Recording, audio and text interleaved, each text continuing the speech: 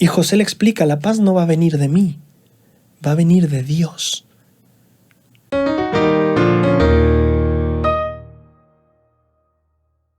Querida y amada gente de YouTube, es un gusto tenerte de vuelta una vez más, una semana más aquí en tu canal. Hoy vamos a estar hablando acerca de Génesis desde el 34 o 37, como quieras tú, hasta el 41. Vamos a estar aprendiendo acerca de Jacob y su familia, de sus hijos, de José en Egipto y José en la casa de Potifar y con Faraón. Van a ser lecciones muy interesantes y que yo estoy muy emocionado también de contarte. Así que bienvenido a un episodio más de Tesoros en las Escrituras.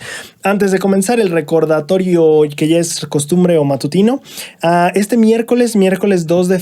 No es cierto, ya es marzo. Wow. Miércoles 2 de marzo vamos a estar en el programa de 13 millas. El miércoles a las 7 vamos a estar hablando del discurso de Dieter F. Uchtdorf, La restauración diaria. Es un discurso que Diana y yo disfrutamos mucho y esperamos poder compartir contigo de nuestros aprendizajes el miércoles en punto de las 7 p.m. en este canal. Muy bien, comencemos entonces. Ven, sígueme. Empieza, o más bien se salta los capítulos 34, 35 y 36 y empieza desde el 37. Yo personalmente dije, no, yo creo que es mi oportunidad para, no recuerdo la verdad si en seminario sí la leí toda, pero dije, es mi oportunidad de leer bien la Biblia, de tomarme mi tiempo, y dije, no me voy a saltar esos capítulos, yo sí quiero leerlos, yo sí quiero aprender de ellos, y voy a traer algunas lecciones de ahí, de lo que aprendí esta semana al estudiar esos capítulos también. Y bueno, ven, sí me empieza saltándoselos, la verdad, y entiendo a veces tal vez el por qué. Creo que hay cosas bastante fuertes de leer en esos capítulos, pero yo siento que de todas maneras puede haber lecciones muy importantes. Empecemos con la primera. Empecemos hablando del rencor de Simeón y de Leví. En Génesis 34 se encuentra la historia de Dina. La historia de Dina, que conoce a una persona llamada Siquem, y esta persona, dice la Biblia, se acuesta con ella y entonces Dina queda deshonrada de acuerdo a la Biblia, pero esta persona se enamora mucho de Dina. Entonces dice Siquem, yo quiero estar con Dina, entonces va y básicamente va a pedirla. Habla justamente de la dote con su familia, lo que habíamos hablado el video pasado. Dice, ¿cuánto necesitas? ¿Cuánto quieres? Yo hago el pago que sea necesario, pero por favor permite que sea mi esposa. Lo que pasa es que los hijos de Jacob, y de hecho si vamos al pie de página hay algunas ediciones que hablan que simplemente fueron Simeón y Leví, es decir, no fueron todos los hijos de Israel los 12, sino más bien solo Simeón y Leví. Y por otra parte también eso lo respalda el final del relato, cuando Jacob demuestra que está molesto con Simeón y con Leví, y también la bendición que vamos a ver más adelante, que también solo menciona Simeón y Leví con respecto a este tema. Pero bueno, el chiste es que Simeón y Leví le dicen a Siquem, sabes que sí podemos llegar a un trato para que te quedes con nuestra hermana, pero fíjate que nosotros tenemos esto de la circuncisión, y si no estás de acuerdo con eso, la verdad, si no estás circuncidado, para nosotros es pues abominación el casarnos con personas que no estén circuncidadas.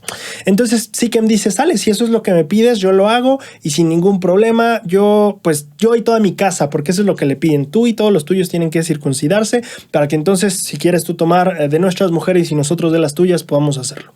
Entonces Siquem dice, perfecto, lo vamos a hacer. Entonces va Siquem, como siendo una persona importante dentro de su comunidad. Tengo entendido que era príncipe, pero no tengo aquí anotado, entonces ya dudé de mi dato. Pero bueno, entonces dan la orden de que justamente las personas de ese pueblo pasen por la circuncisión, o se efectúen una circuncisión. Pero la Biblia cuenta que al tercer día, cuando a ellos más les dolía la operación que se habían hecho, justamente Simeón y Leví van con el pueblo y destruyen la ciudad. Y de hecho matan a Siquem y a su papá. Dice el versículo 27 y 29. Los hijos de Jacob pasaron sobre los muertos y saquearon la ciudad. Versículo 29. Se llevaron cautivos todos sus niños, sus esposas, y robaron todo lo que había en las casas. Entonces, definitivamente es una historia fuerte. Tiene sentido que Ben Sigue me diga, bueno, pues podemos saltarnos esta historia, tal vez no sea tan relevante. Creo que hay lecciones que podemos aprender de esa historia. Es terrible, como Jacob les dice, ¿no? O sea, ¿qué acaban de hacer? Porque definitivamente, pues sí, obraron con engaño, con venganza, ¿no? Justamente ellos le responden que se supone que dejemos que traten a nuestra hermana como una ramera, es lo que le responden ellos. Entonces sí, toman esta situación, le dicen, ok, si quieres a nuestra hermana, esta es la condición, ellos la cumplen, y cuando están en ese proceso, en ese momento doloroso de la parte de la post-operación, pues atacan y aprovechan ese momento doloroso para todo el pueblo, para pues sí, acabar con los varones y llevarse a los niños, a las mujeres y las cosas, ¿no? Entonces definitivamente una historia muy fuerte. ¿Qué lecciones podemos aprender de aquí? Mientras yo estaba analizando un poquito la historia, me fui a una historia similar mientras yo investigaba el tema de, el rencor, la venganza y todos estos temas. Me encontré con una historia que me pareció bastante interesante que puede ayudarnos a ver qué lecciones podemos aprender de esta historia de Simeón y Leví cobrando venganza por lo que se le había hecho a Dina. En la Liaona de abril del 2003, el elder David E. Sorensen compartió un mensaje llamado El perdón transforma el resentimiento en amor. Voy a repetir ese título que me parece muy importante. El perdón transforma el resentimiento en amor.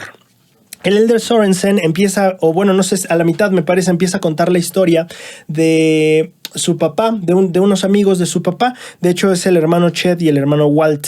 Y él cuenta que estos hermanos tenían una pequeña diferencia entre cómo tomaban el agua para poder criar a su ganado y sus cuestiones de campesinos y toda esa parte de también el riego para los huertos o los campos.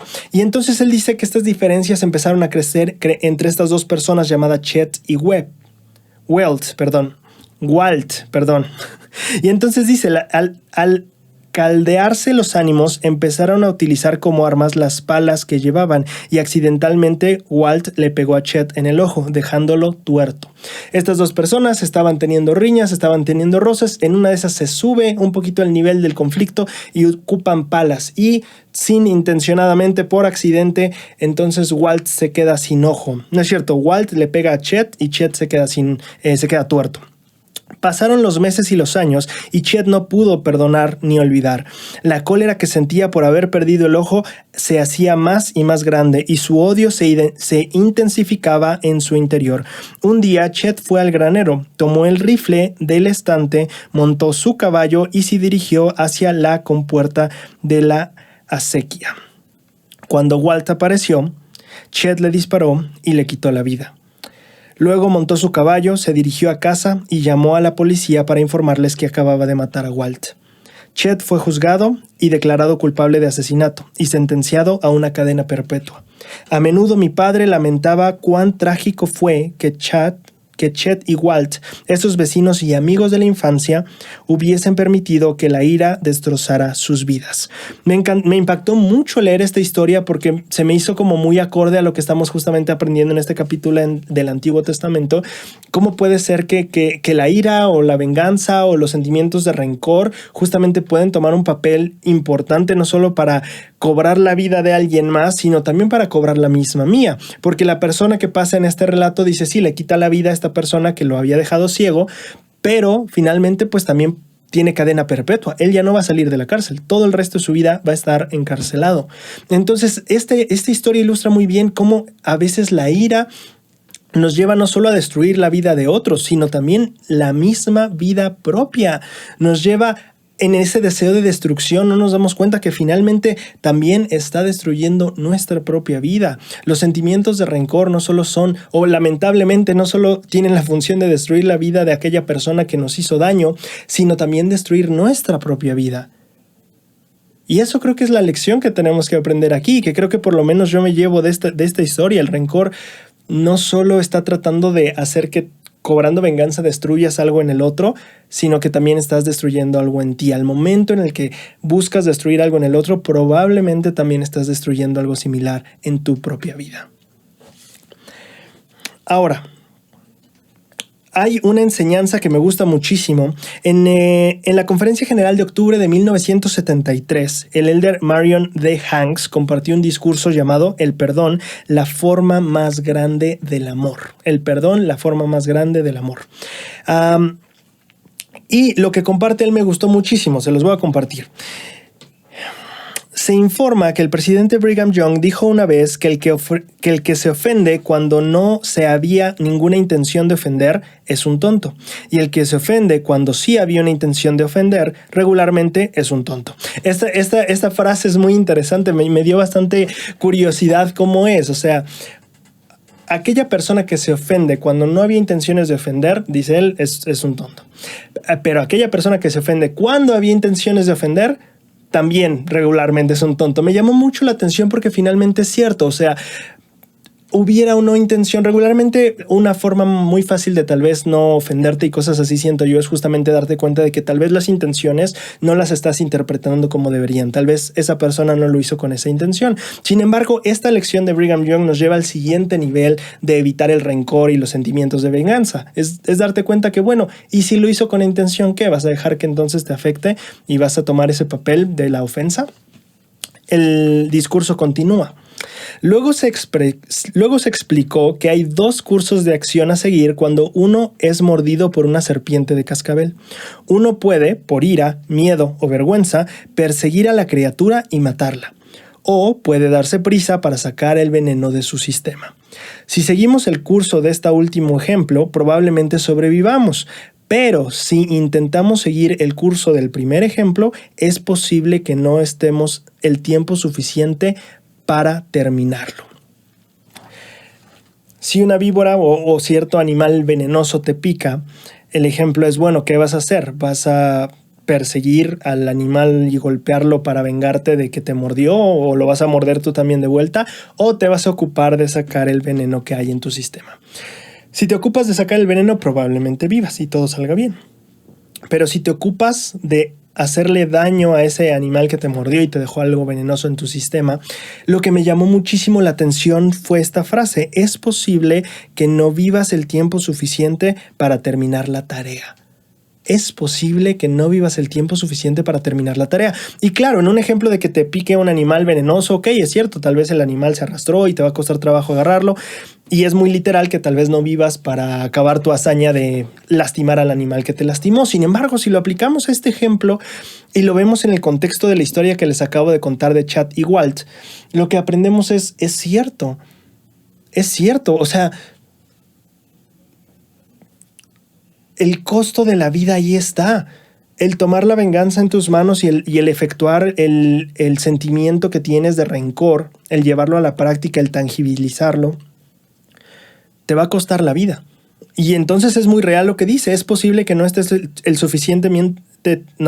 tiempo suficiente vivo como para terminar la tarea que te estás disponiendo, porque es probable que al arruinar la vida de alguien también tengas que considerar que también se va a arruinar la tuya. A la hora de estar planeando una venganza, tienes que entender que parte de lo que estás empezando a hacer va a rebotar y repercutir también en tu propia vida. De nuevo, esta lección vuelve a resonar incluso desde las palabras de Brigham Young. Cuando estamos planeando hacerle daño de regreso a alguien, es probable que tengamos que calcular que también viene algo hacia nosotros. ¿Qué aprendemos de esto? El rencor, nuevamente, te incitará a destruir algo en la vida de otras personas, pero debes de contemplar que siempre va a destruir algo en la tuya también. Si volvemos al ejemplo de Leví y de Simeón, la pregunta sale, bueno, pero ¿cuáles son las secuelas? ¿Realmente fueron las secuencias de Leví y de Simeón las que destruyeron su vida tal como ellos habían destruido la vida de otras personas? Tal vez no necesariamente diremos eso, porque tenemos el caso de que en los capítulos siguientes, Jacob tenía la preocupación, les dijo a Leví y a Simeón, oye, pero ahora van a venir todos contra nosotros, porque ya vieron que somos muy canijos, van a juntarse todos contra nosotros, ¿no? Las diferentes tribus alrededor de ellos. Pero el capítulo siguiente menciona cómo Jacob busca a Jehová, etcétera, y al final las demás tribus se llenan de temor y no los atacan. Entonces podríamos decir hasta cierto punto, pues Simeón y Leví se salieron con la suya. Pero eso sería tener una visión muy, muy corta del impacto del rencor en nuestras vidas. Por ejemplo, si nosotros vamos a Génesis 49:57, que es cuando Jacob le da las bendiciones antes de morir a todos sus hijos, leemos lo siguiente: Simeón y Leví son hermanos, instrumentos de violencia son sus armas. En su consejo no entre mi alma, ni mi honra se junte en su compañía, porque en su furor mataron a hombres y en su temeridad desjarrearon toros. Maldito su furor, que fue fiero, y su ira, que fue dura. Yo los apartaré en Jacob y los esparciré en Israel. Es cierto, tal vez Leví y Simeón no tuvieron consecuencias físicas inmediatas, como el hermano que se fue a la cárcel de por vida a la hora de quitarle la vida a la persona que lo había dejado ciego, pero Leví y Simeón tienen sus consecuencias. Finalmente, creo que es interesante ver que si podemos tal vez comparar un poquito la bendición de Jacob y sus hijos con bendiciones patriarcales, que finalmente también lo era, imagínate que tu bendición patriarcal, ese momento tan especial y tan espiritual que es para entender tal vez tu potencial, las bendiciones que se te prometen. Imagínate que hay un párrafote entero hablándote de tu mal comportamiento y el pésimo error que fue actuar de la manera que actuaste en X ocasión. Definitivamente el perdón que buscaban o que tal vez tendrían que buscar Simeón y Leví no iba a ser sencillo de encontrar. Creo que es importante darse cuenta que si bien es cierto que tal vez no sufrieron consecuencias inmediatas y que no cumplieron cadenas perpetuas como tal vez la historia del otro relato que conté, finalmente había consecuencias y tal vez algunas más de mayor peso al grado de ser eternas. Simeón y Leví no se van simplemente con las manos vacías. Al destruir la vida de otros también destruyeron su propia vida y de hecho destruyeron parte de su espiritualidad, porque el rencor también consume nuestra conexión con Dios. El rencor, tenemos que entender, es un veneno que siempre hace daño. Aun cuando no puedas ver los efectos físicos y no te estés yendo a la cárcel como el hermano aquí en cuestión del otro relato, Simeón y Leví sí tienen sus consecuencias y todos nosotros también afrontamos esas consecuencias a la hora de acumular y ejercer ese sentimiento de rencor. Ahora, en ese mismo discurso, David E. Sorensen menciona lo siguiente: quisiera dejar bien claro que el perdón de los pecados no debe confundirse con el tolerar la maldad, porque claro, si yo te estoy diciendo aquí que hasta cierto punto en cuestiones temporales Leví y Simeón se habrán salido con la suya, quiero dejar esta aclaración que también el Elder hace. Perdonar los pecados no se debe confundir con tolerar la maldad. Una mujer a la que se le maltrate no debe buscar venganza, pero tampoco debe pensar que no puede tomar las medidas necesarias para prevenir futuros maltratos o que la persona pague en justicia lo que corresponde al respecto, diría yo. El empresario al que se le trate injustamente en una transacción no debe odiar a las personas que no fueron honradas, sino que podría tomar las medidas necesarias para remediar el error. El perdón no requiere que aceptemos ni toleremos la maldad. Escucha esto: el perdón no requiere que tú aceptes ni toleres la maldad. De eso no se trata perdonar. Ni de que hagamos caso omiso del mal que nos rodea o de nuestra propia vida. Pero al luchar contra el pecado, no debemos permitir que el odio ni la ira controle nuestros pensamientos o acciones. El perdón a los demás nos libera para escoger cómo vivimos. Dos lecciones importantes aquí. Por un lado, que si no has repasado el discurso de la conferencia general pasada del Elder Gong acerca de volver a confiar, y que es el discurso que tocamos este miércoles que pasó Diana y yo, es un discurso fascinante que nos abarca, que nos habla acerca del perdón y que el volver a confiar en las personas no siempre va a ser requerido. Los principios del Evangelio y el Espíritu nos guiarán a saber si hay que volver a confiar, en qué manera y cuándo volver a confiar. El perdonar no significa que se deba de dar la confianza de la misma manera, ni inmediatamente, y ni siquiera si se le debe devolver la confianza a la persona. Eso me encantó del discurso del Elder Gong, que si no lo has visto te invito a verlo, y si no, pues nada más, pues por lo menos a estudiarlo otra vez. Me pareció muy bueno. Primera lección: el perdón no significa tolerar el mal, no significa volver a confiar inmediatamente en la persona, ni de la misma manera, ni inmediatamente. El perdón no significa tolerar la maldad de otros y aceptarla en nosotros. La búsqueda de justicia a través de los instrumentos también legales de cada país es algo que tiene un papel muy importante en la búsqueda de, pues sí, justamente la justicia. Yo iba a decir de aplicar el perdón adecuadamente, porque perdón no significa que la persona se salga con la suya.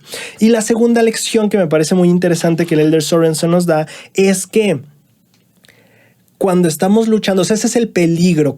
Tenemos que entender la diferencia entre venganza y justicia, porque la diferencia es justamente esta: al luchar contra el pecado, y podría decir yo contra la maldad o contra la injusticia, no debemos permitir que el odio ni la ira controle nuestros pensamientos y acciones. ¿Cuál es la diferencia entonces entre el buscar venganza y el buscar justicia? Probablemente sea esta, que una va lamentablemente influida y tal vez incluso controlada e impulsada por el odio y la ira. En una nos gobierna la rectitud, en otro nos gobierna la ira.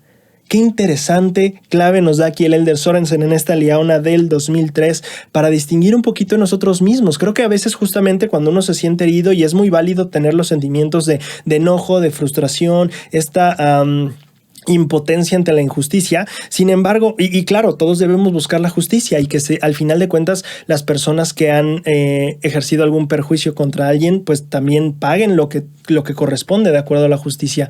Pero cuando cruzamos la línea y dejamos que nuestra búsqueda sea más que influenciada por la rectitud, sea influenciada por el odio, por el rencor, entonces es donde cruzamos la línea y ya no estamos actuando precisamente en justicia. ¿De qué se trata el perdón? No se trata de justificar a la persona, no se trata de decir ya no hay problema, ya no tienes que pagar nada, no. El perdón se trata de liberarnos para escoger cómo viviremos, que los sentimientos de ira, que los sentimientos de odio, que los sentimientos de rencor no sean los que nos controlen. El perdón se trata de librarte de esos sentimientos para nuevamente actuar en justicia. No que la justicia ya no aplique, sino que la justicia se busque en rectitud y no en odio y en sentimientos de venganza. Me gustó mucho aprender eso esta semana, porque a mí me pasaba mucho, no sé si tú te preguntabas luego la diferencia entre buscar justicia y buscar venganza. Creo que me gustó mucho eso que aprendí esta semana. Bien. Cuando avanzamos al siguiente capítulo, Génesis 35, encontramos que Jacob, tal vez en esta preocupación de que tal vez todas las demás tribus, después de ver lo que sus hijos hicieron, pues iban a atacarlos para que pues no salieran perjudicados ellos, ¿verdad? Si ves que alguien tiene un comportamiento muy agresivo, generalmente pues tú te pones por lo menos un poquito defensivo en miedo de no recibir, pues más bien de recibir agresiones por parte de este individuo. Entonces es lo que pasa, Jacob siente tal vez este temor de nos van a atacar todos y entonces Jehová le instruye de ir a Betel. Otra vez donde empezamos tal vez la historia de Jacob, al menos de su trayecto espiritual personal, hasta donde sabemos. El Señor le dice, vuelve aquí y vamos a hablar, trae estas cosas, etc. Entonces me parece muy interesante el versículo 2 dice, y entonces Jacob dijo a su familia y a todos los que con él estaban, quitad los dioses ajenos que hay entre vosotros. Me pareció bastante interesante que Jacob estaba como implementando esta parte de vamos a purificarnos, vamos a hacer las cosas bien, limpiados, ponernos vestiduras nuevas, vamos a hacer, este es el plan, así vamos a afrontar tal vez esta crisis familiar que estamos viviendo, ¿no? O sea, dos de los hijos de la familia tomaron una decisión bastante mala y ahora tal vez todos corramos peligro, pero antes de irnos a Betel, él les estaba dando instrucciones, quitad los dioses ajenos que hay entre vosotros. Lo que me parece muy interesante de este versículo es que no dice que le dijo a los empleados, que le dijo a los esclavos, a las personas que estaban con él, no, dice también a su familia. Y esto me pareció muy, muy interesante. El Manual de Instituto del Antiguo Testamento en la página 69 dice lo siguiente. Antes de retornar a Betel, Jacob hizo que su familia y sus siervos, toda su casa, se preparara para la experiencia de la misma manera que un miembro de la iglesia se prepara hoy en día para ir a la casa del Señor. Los zarcillos o aretes que se mencionan probablemente eran algo más que solo joyas. Es posible que fueran amuletos con inscripciones a dioses falsos. Jacob entonces se pone a preparar a la gente alrededor de él, a su pueblo, y me parece más particularmente interesante a su familia. El elder Ronald A. Rasband, si ustedes recordarán, en la conferencia de octubre del 2020 dio un mensaje llamado Recomendados al Señor. En ese discurso habló de su suegro, Blaine Twitchell, supongo. Dice el elder Rasband dice sobre su suegro, fue uno de los mejores hombres que he conocido, me enseñó una gran lección. La hermana Rasband y yo fuimos a visitarlo cuando se aproximaba el fin de su trayecto terrenal.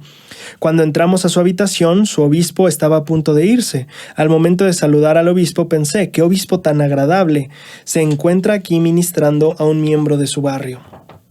Le dije a Blaine, qué amable de parte del obispo venir a visitarte. Blaine me miró y me respondió, fue mucho más que una visita. Le pedí que viniera porque deseaba tener mi entrevista para la recomendación para el templo.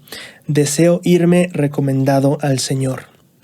El elder Rasband continúa, la frase recomendado al Señor permaneció conmigo.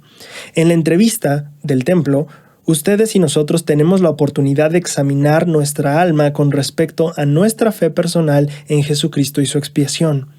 Nuestra recomendación para el templo refleja la intención profunda y espiritual de que estamos esforzándonos por vivir las leyes del Señor. Pensando un poquito en este momento en el que Jacob parece que pone las cosas en orden o que busca que su familia se prepare para, podríamos decirlo, paralelamente como nosotros tenemos que prepararnos y cuidar nuestras vidas para poder entrar en el templo, parece que Jacob hace un ejercicio similar no solo con la gente que le acompaña y sus siervos, sino también con su familia. Parece ser que de cierta manera Jacob se dio cuenta o tal vez llegó a pensar que no estaba en una posición adecuada para buscar las bendiciones, la protección y la ayuda del Señor. ¿Y cuántas veces tal vez podría pasarnos ese momento? ¿Sabes? Cuando tal vez como las 10 vírgenes insensatas nos damos cuenta, ouch, está llegando este momento y tal vez no estoy preparado para él. Tal vez llegó el momento en el que irse a una misión, tal vez el momento de ir al templo, el momento de etcétera, o cualquier punto en tu vida en el que tal vez digas, creo que no estoy como me gustaría estar espiritualmente para este momento que va a pasar.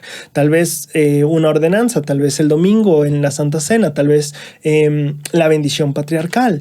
Pero creo que todos hemos tenido momentos en los que nos hemos sentido como, creo que no estoy como me gustaría espiritualmente para este siguiente paso en mi vida. Me gusta la idea de que ese no es el fin del mundo. Me gusta la idea de que por lo menos ese momento llega y entonces debes decir, a ver, qué bueno que llegó este momento, porque entonces toca recapitular y ponernos en orden todo lo que tenemos que hacer. Y parece ser que Jacob tiene parte de este momento con su familia. A ver, hemos estado tal vez un poquito holgados en cuanto a estas cosas, vamos a retomar esto, ¿no? A veces los eventos complicados o los eventos importantes de nuestra vida llegan justamente como esa advertencia o ese aviso donde nosotros decimos, híjole, creo que no estoy como me gustaría estar. Antes de pasar al siguiente punto, me gustaría solo mencionar que a pesar de que Jacob sintió este momento, no sé si tal vez fue, aquí obviamente es especulación porque no lo dice ahí el texto, tal vez Jacob sintió que no podía pedir el favor de Dios o la ayuda de Dios si no tenía estos elementos completos en su vida espiritual, ¿no? Y en su dignidad. Quiero hacer un pequeño aclaración en este respecto. Hemos hablado de que, por supuesto, la dignidad para el templo implica el que se cumpla con ciertos requisitos para poder entrar a ciertas bendiciones particulares, ordenanzas particulares, participar de ciertas cosas en la iglesia. Sin embargo, quiero reforzar la idea de que la ayuda del Señor no necesariamente el buscar al Señor requiere que uno sea digno de entrar al templo, por ejemplo. Uno puede empezar a buscar al Señor donde sea que esté en su vida. Podemos empezar a buscar su ayuda, su guía y su gracia donde sea que estemos en el punto del viaje espiritual en el que estemos. Independientemente qué tan cerca o qué tan lejos, la ayuda del Señor o el buscar su ayuda y su guía no tiene que esperar hasta que tú seas un miembro activo de 2 años que asiste al templo cada semana. No, la ayuda del Señor y el buscar su ayuda y el buscar su guía está desde el momento en el que estés tú. No tienes que esperar a ningún momento en tu vida para buscar al Señor. De hecho, me gusta mucho cómo el elder Jeffrey R. Holland lo puso en un discurso de abril del 2012 llamado Los obreros de la viña.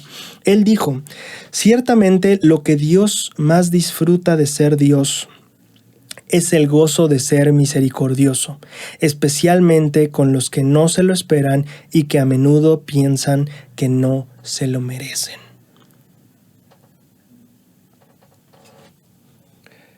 La enseñanza aquí es, no tienes que esperar a llegar a ningún lado espiritualmente para empezar a buscar la guía de Dios. La guía de Dios, la ayuda de Dios, el buscar esa fortaleza de Él empieza aquí y ahora donde sea que estés.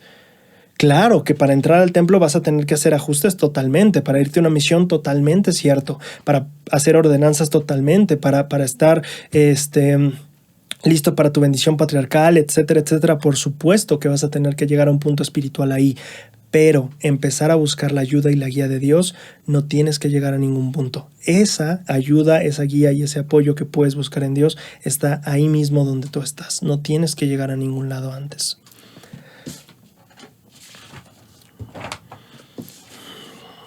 Ahora, una vez viendo estas lecciones que no estaban incluidas en los capítulos que íbamos a leer o que Ben Sigue me marca como bloque de lectura, vamos a ir a los capítulos que sí están incluidos en el manual.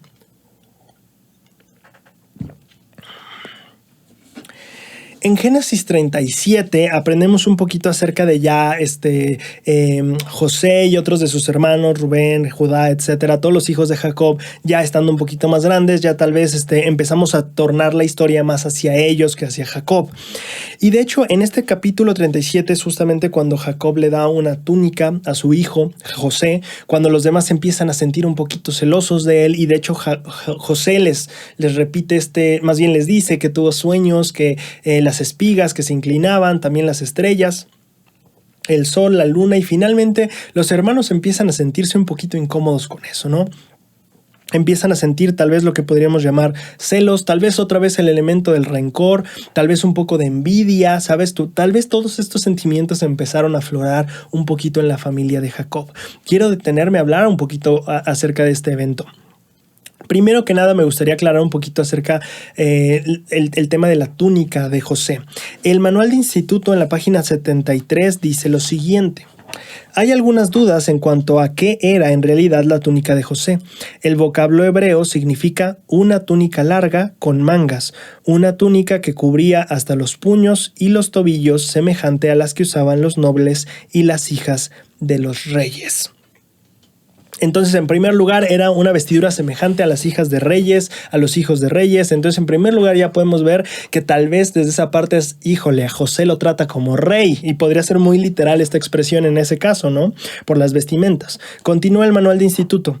La túnica tal vez haya sido de diferentes colores, pero su significado parece haber sido mucho más que su colorido y su belleza. Un reconocido erudito sugiere que era una túnica que llegaba a las palmas de las manos y a la suela de las sandalias, la túnica larga con mangas usada por los jóvenes y las doncellas de las mejores clases. En el caso de José, supone Bush, el erudito que estamos citando, era el símbolo de la primogenitura que había sido perdida por Rubén y que le había sido transferida a él.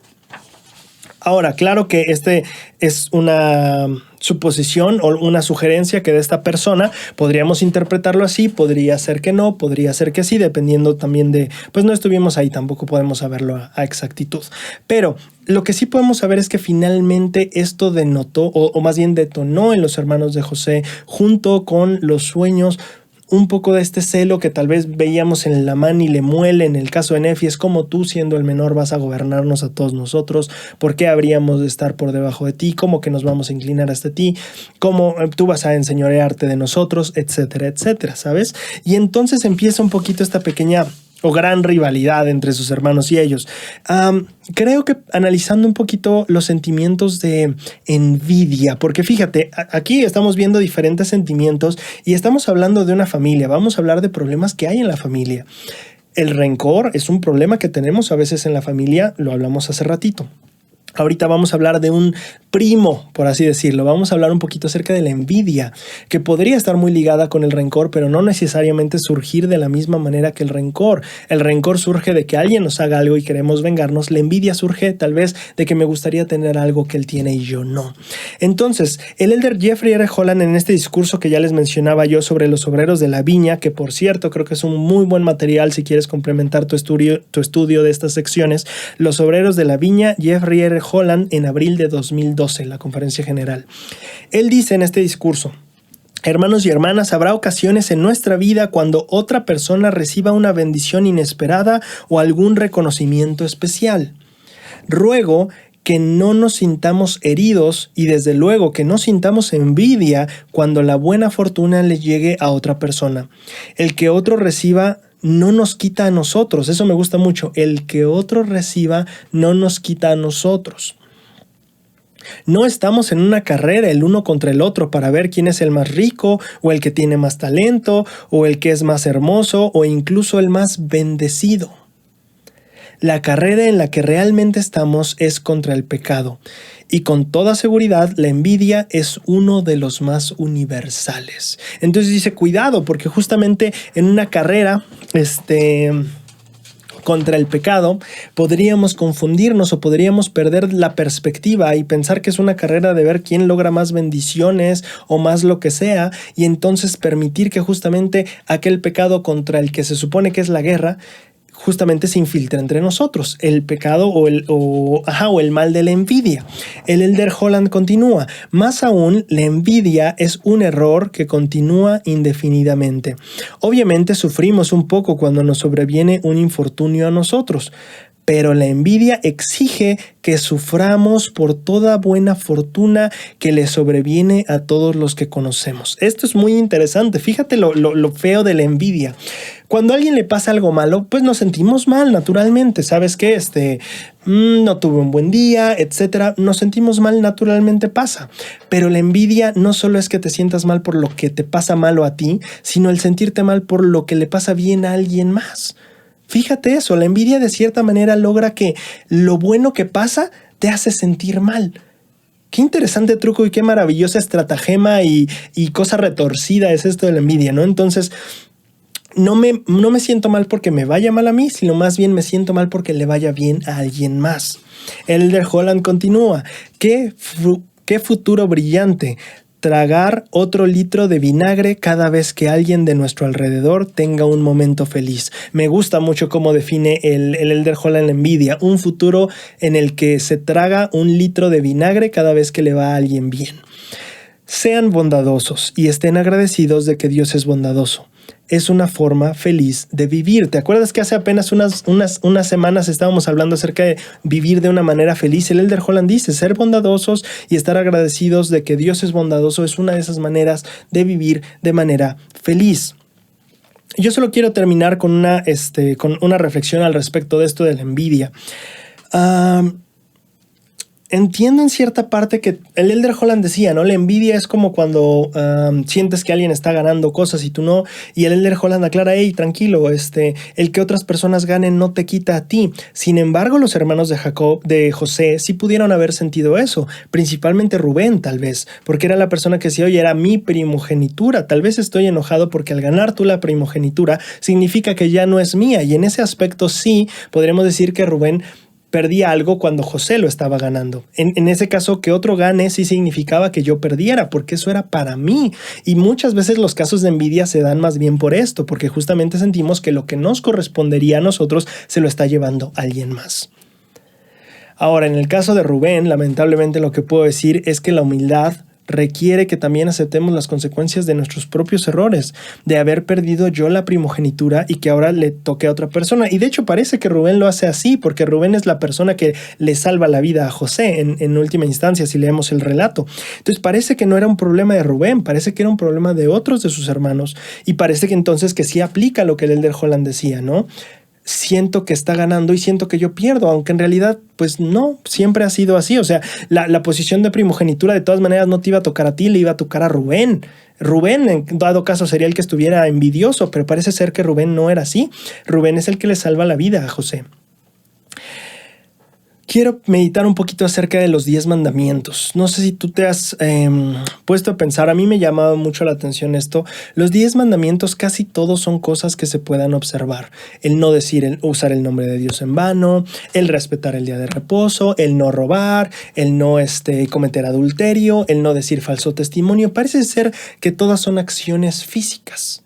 Cuando llegas al 10º mandamiento, me llama mucho la atención que dice: no codiciarás la casa de tu prójimo, las bestias de tu prójimo, la mujer de tu prójimo, los siervos de tu prójimo.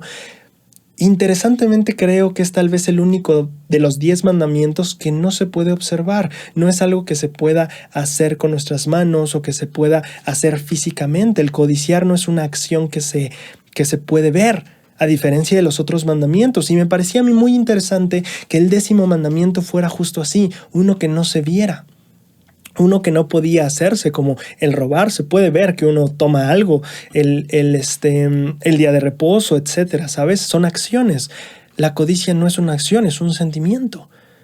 ¿Por qué el Señor incluiría un sentimiento en mandamientos físicos que había dado? Todos los demás eran bastante literales. ¿Por qué un mandamiento de un sentimiento? Tal vez, reflexionaba yo en la misión, era porque ese sentimiento llevaría a todos los demás errores y pecados. Tal vez llevaría el codiciar las cosas de otro, tal vez me llevaría justamente a robar, tal vez justamente en primer lugar por eso las tomé, porque las codicié antes. El adulterio sería semejante.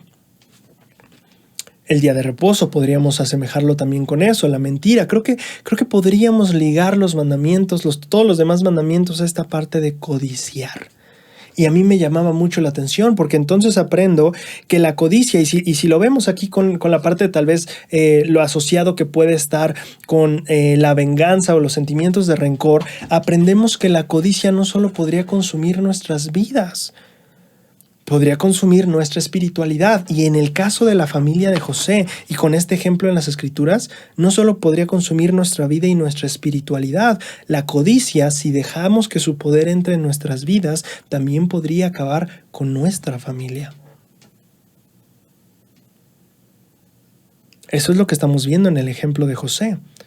La codicia, la envidia y el rencor, si dejamos que entren en nuestra vida, no solo destruirán nuestra vida y nuestra espiritualidad, sino tienen el potencial de destruir también nuestra familia. Lamentablemente José es vendido como esclavo, se lo llevan a Egipto y llega a casa de una persona llamada Potifar. Los capítulos 39 del 1 al 6 justamente hablan de esta transición y yo quiero mencionar algunas cosas al respecto. Primero que nada, ¿quién era Potifar? El manual de instituto en la página 73 dice lo siguiente. La palabra hebrea significa literalmente jefe de los carniceros o matarifes. Por este significado, algunos eruditos han considerado que era el principal cocinero o mayordomo en la casa del faraón. Pero otros creen que carnicero o matarife significa, en este caso, verdugo. Por lo tanto, Potifar era el oficial comandante de la Guardia Real en el que se llevaban a cabo las ejecuciones ordenadas por la ley. En cualquiera de los dos casos, Potifar era un hombre importante, pero la segunda posibilidad especialmente le otorgaría gran poder y una buena posición en Egipto. Entonces tenemos dos ideas principales que tienen que ver con quién era Potifar o qué cargos ocupaba. Por un lado está la teoría o la hipótesis de que probablemente tenía que ver con las cuestiones de carnicería o la parte de ser cocinero, o el jefe o el principal de los cocineros, pero por otro lado tenemos que podría ser el encargado de las ejecuciones. Cualquiera de las dos les da bastante poder, sería una persona de renombre, de importancia, bastante cercana al faraón, siendo la última tal vez la parte de las ejecuciones todavía un poquito más rígida y fuerte. Entonces, pero bueno, llegó José a la casa de alguien bastante importante en Egipto, ese es el punto. Ahora, ¿qué es lo que pasa estando José ahí? Génesis 39 del 1 al 6 nos menciona que José, estando ya en casa de Potifar, prospera bastante. Dicen las escrituras que Jehová estaba con él, que Jehová lo prosperaba, que Potifar veía que José tenía básicamente al Señor de su lado. Esto detonó algunas reflexiones en mí. Si tú y yo nos podemos a pensar, decimos, órale, qué padre, le estaba yendo bien, a donde fuera Jehová lo estaba acompañando, y digo sí, pero no tienes que pensar que sus situaciones eran ideales, porque sí, le iba muy bien en casa de Potifar y Potifar todavía lo quería mucho, pero todavía era el esclavo. Y a veces se nos olvida eso al hablar de la historia de José. Decimos, wow, cómo Jehová lo prosperó. Y espérate, sí. Pero seguía siendo esclavo. No tenías derechos, no tenías propiedades, no tenías paga. Como dice el relato de Génesis, se ocupaba de su comida, ¿no?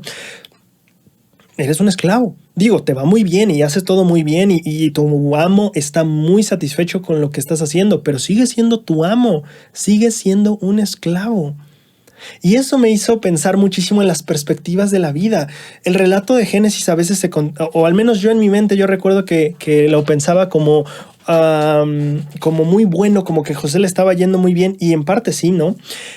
Pero creo que tiene todo que ver con el enfoque, porque parece que no acentuamos mucho esa parte de era un esclavo y nos quedamos mucho con el Jehová lo prosperaba, y las dos estaban ahí, no digo que una no estuviera, pero me parece muy interesante cómo el enfoque puede cambiar la perspectiva o por lo menos el cómo interpretamos las cosas que estaban pasando. Claro, la Biblia podría decir, pues le iba bien, pero era un esclavo, pero no tenía propiedades, pero no tenía voluntad, no podía hacer nada, seguía siendo un esclavo, ¿sabes? Pero la Biblia se enfoca más en las cuestiones de Jehová lo prosperaba. La gente, y Potifar en particular menciona, sabía que Dios estaba junto a él. Tal vez todo esto tiene que ver con lo que el presidente Nelson nos enseñó en la conferencia de octubre del 2016, cuando dijo: mis queridos hermanos y hermanas, el gozo que sentimos tiene poco que ver con las circunstancias de nuestra vida y tiene mucho que ver con el enfoque de ella.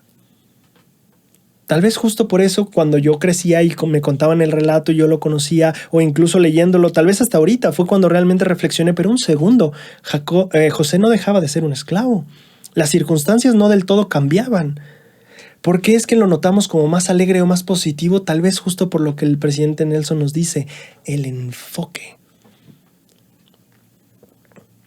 Tal vez si le ponemos en términos modernos, sí, José todavía no tenía el aumento que quería en el trabajo, tal vez no conseguía el trabajo que quería, es más, tal vez ni trabajo tenía, etcétera. ¿Sabes? Podemos darnos cuenta que sus circunstancias no eran las que seguramente a él le gustaría que fueran. Era un hombre libre y ahora era un esclavo. Le iba muy bien, pero seguía siendo un esclavo. Y cuando nos ponemos a pensar en esa perspectiva, tal vez nos damos cuenta, claro, es que tal vez el relato mismo de la Biblia, o incluso José mismo entendía este principio. No tiene que ver tanto con las circunstancias, sino el enfoque que tengas. Quiero contarte, no es cierto, todavía no es tiempo de la historia, creí que ya había llegado, no. Entonces, ¿qué aprendemos? Tiene que ver con el enfoque de nuestra vida. Y José parece que sabía esa lección. Sí, soy esclavo, pero vamos a hacer lo mejor que se pueda y con la compañía de Jehová. Y lo vamos a hacer. Y el relato bíblico refleja ese enfoque. Me encanta. Imagínate de ti, ¿cómo te gustaría que se escribiera de ti? ¿Con qué enfoque te gustaría que se describiera tu vida? Todos tenemos cosas geniales en nuestra vida y cosas que no nos gustan tanto. ¿Con qué enfoque quieres que se escriba tu vida? Bueno, con ese enfoque vívela. Me encanta bastante, esa lección. Ok, ahora, seguía siendo un esclavo. Cuando nosotros pensamos en la esclavitud de José de esta manera, entonces nos viene a la mente otra lección. Nos viene a la mente la lección de la paciencia en las dificultades. En La Liaona de abril de 1992 hay un artículo llamado Paciencia en las aflicciones, escrito por Ángel Abrea. Este mensaje dice lo siguiente: en los momentos en los que se agudizaba la persecución a la iglesia recién organizada, el Señor le dijo a José Smith y a Oliverio Cowdery: sé paciente en las aflicciones, porque tendrás muchas, pero sopórtalas, pues he aquí, estoy contigo hasta el fin de tus días. Las tribulaciones, las aflicciones y las pruebas nos acompañarán continuamente en nuestra jornada por este segmento de la vida terrenal, tal como lo dijo el Señor. En este mundo tendréis aflicción. Por lo tanto, la gran prueba de esta vida terrenal no consiste en buscar la forma de escapar de las aflicciones y los problemas, sino en prepararnos concienzudamente para enfrentarnos con ellos. ¿Qué nos dice, en este caso, Ángel Abrea? La vida no se trata de escapar de las aflicciones. El Señor mismo dijo: hey, vas a tener varias, así que agárrate bien. No se trata de escapar de las aflicciones. Y muchas veces, es natural, no queremos sufrir, es natural, perfectamente entendible.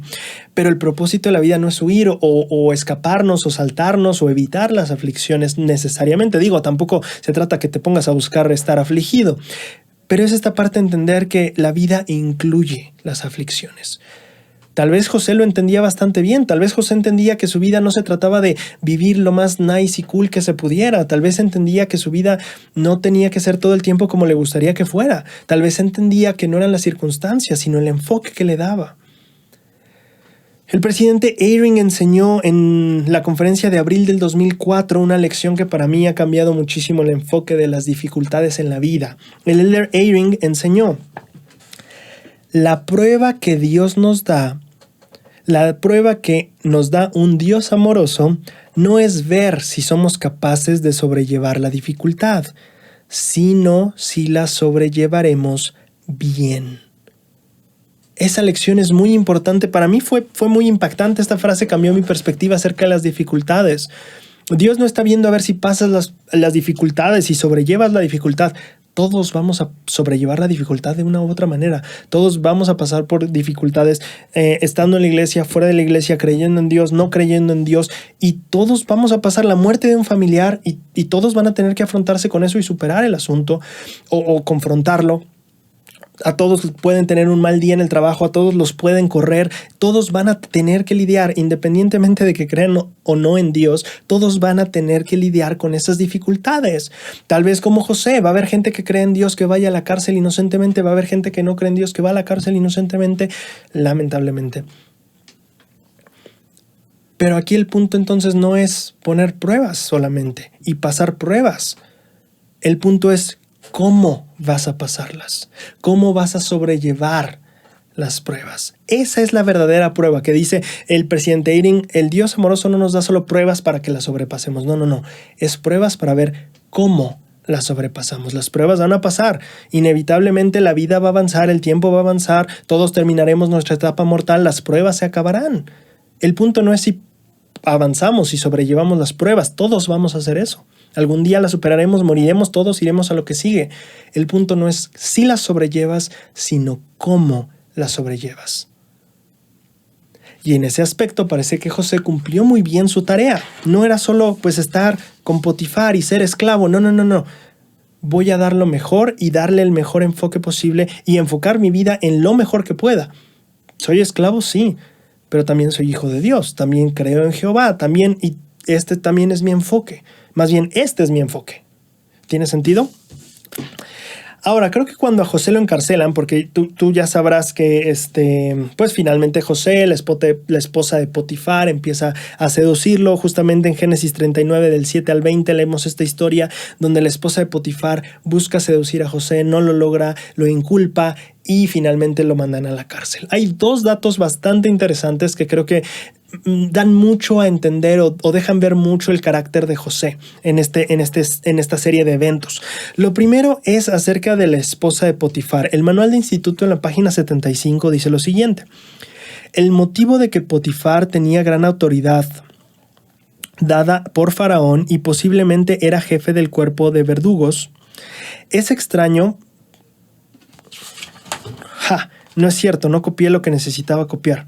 Ni modo, lo voy a tener que copiar 2 veces esto. Perdón, un error en el guión.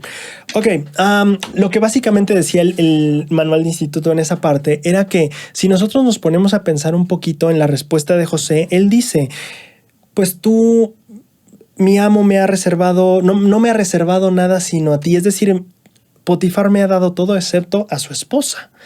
¿Cómo podría yo pecar contra Dios, cometer este gran mal y pecar contra Dios? Y es interesante ver que José no empieza diciéndole a la hermana o a la señora, a la esposa de Potifar, no le empieza diciendo, híjole, es que la ley de castidad y yo creo, y la verdad como creo en Dios, estos principios van en contra de lo que yo creo, lo siento, no, te pido que me dejes de insistir. El diálogo que se queda en Génesis, o el diálogo que tenemos, dice, no me ha negado nada sino a ti.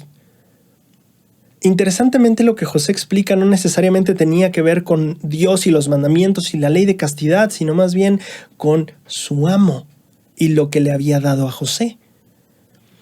Ahora, si nosotros pensamos un poquito en esto, de lo que José estaba diciendo, y nos acordamos un poquito de Mosía, justamente del rey Benjamín específicamente, cuando él dice, cuando estamos al servicio de Dios, de nuestros semejantes, estamos al servicio de Dios, el manual de instituto decía, ¿qué pasa si volteamos eso?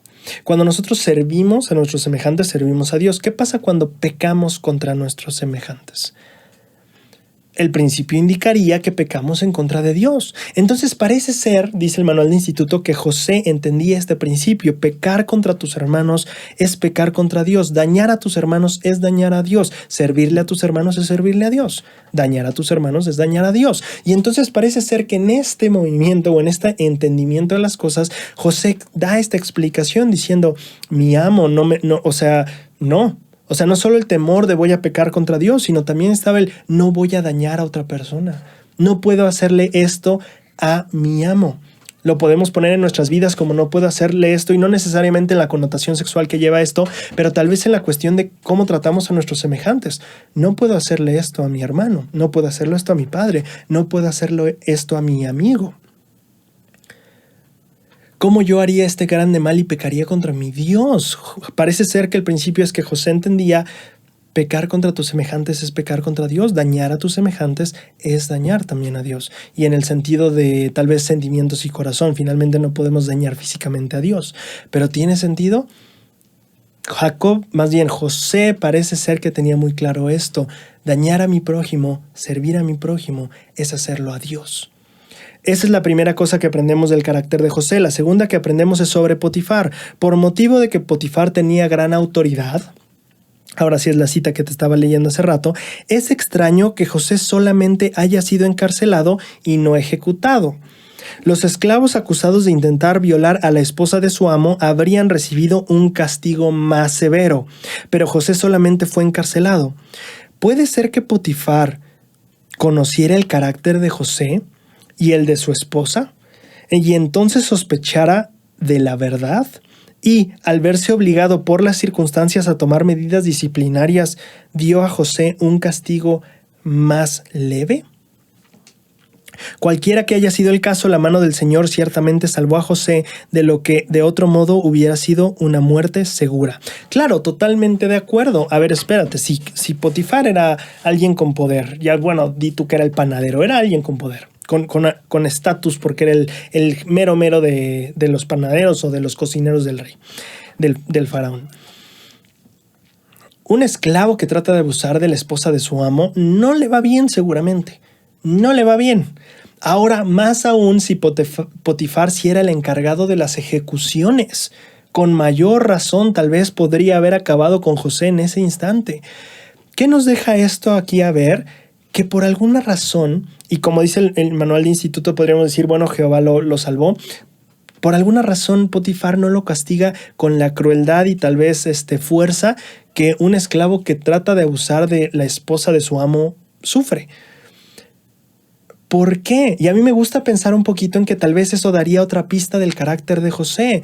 Tal vez justamente la pista anterior, tal vez Potifar había notado que José no haría nada para dañar a alguien más. Tal vez justamente en este entendimiento que José tenía de que servir a mi prójimo es servir a Dios, dañar a mi prójimo es dañar a Dios. Tal vez Potifar era muy consciente de que José vivía eso. No solo se lo decía a la esposa, sino que realmente lo vivía. No pecaría este grande mal contra otra persona y a la vez con Dios. Por lo tanto, tal vez Potifar sabía que José no habría sido capaz de tal acto. Claro, con un poquito de problemas sociales y de políticos, por así decirlo, tienes que tomar ciertas medidas por el chisme que está creciendo, pero parece ser que Potifar entendía que no podía castigar a José de la manera en la que una persona que realmente hubiera hecho eso merecía ese castigo, ¿sabes? Parece ser que José, en el tiempo que estuvo con Potifar, sus actos testificaban de su creencia. La creencia de que servir a su prójimo, el darle de comer a su prójimo, el servir el visitar al enfermo, el vestir al desnudo, esa idea de que el hacer eso se hace también a Dios al hacerlo hacia el prójimo, parece ser que testificaban las acciones de José que él creía eso. José no solo creía que ayudando al prójimo ayudaba a Dios, José literalmente vivía eso. Sus acciones reflejaban esa creencia.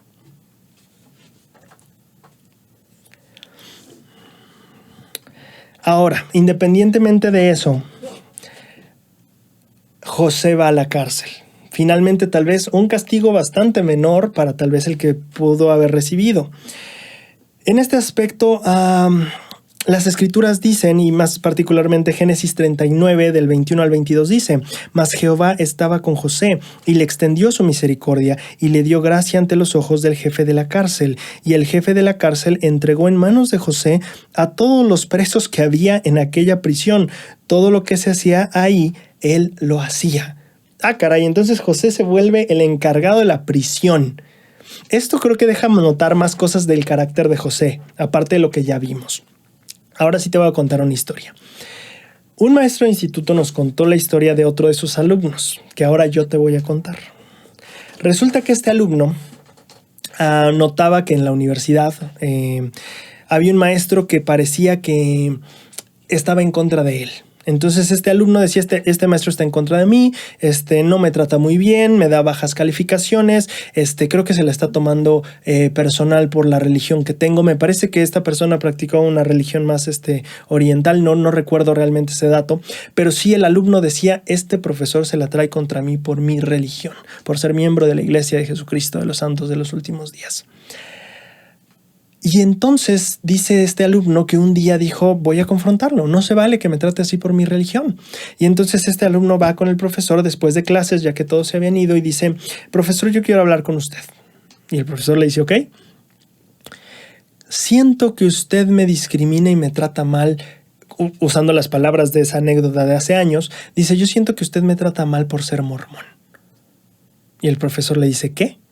Y dice, sí, usted me pone malas calificaciones, me trata mal, me hace todo esto porque sabe que soy mormón.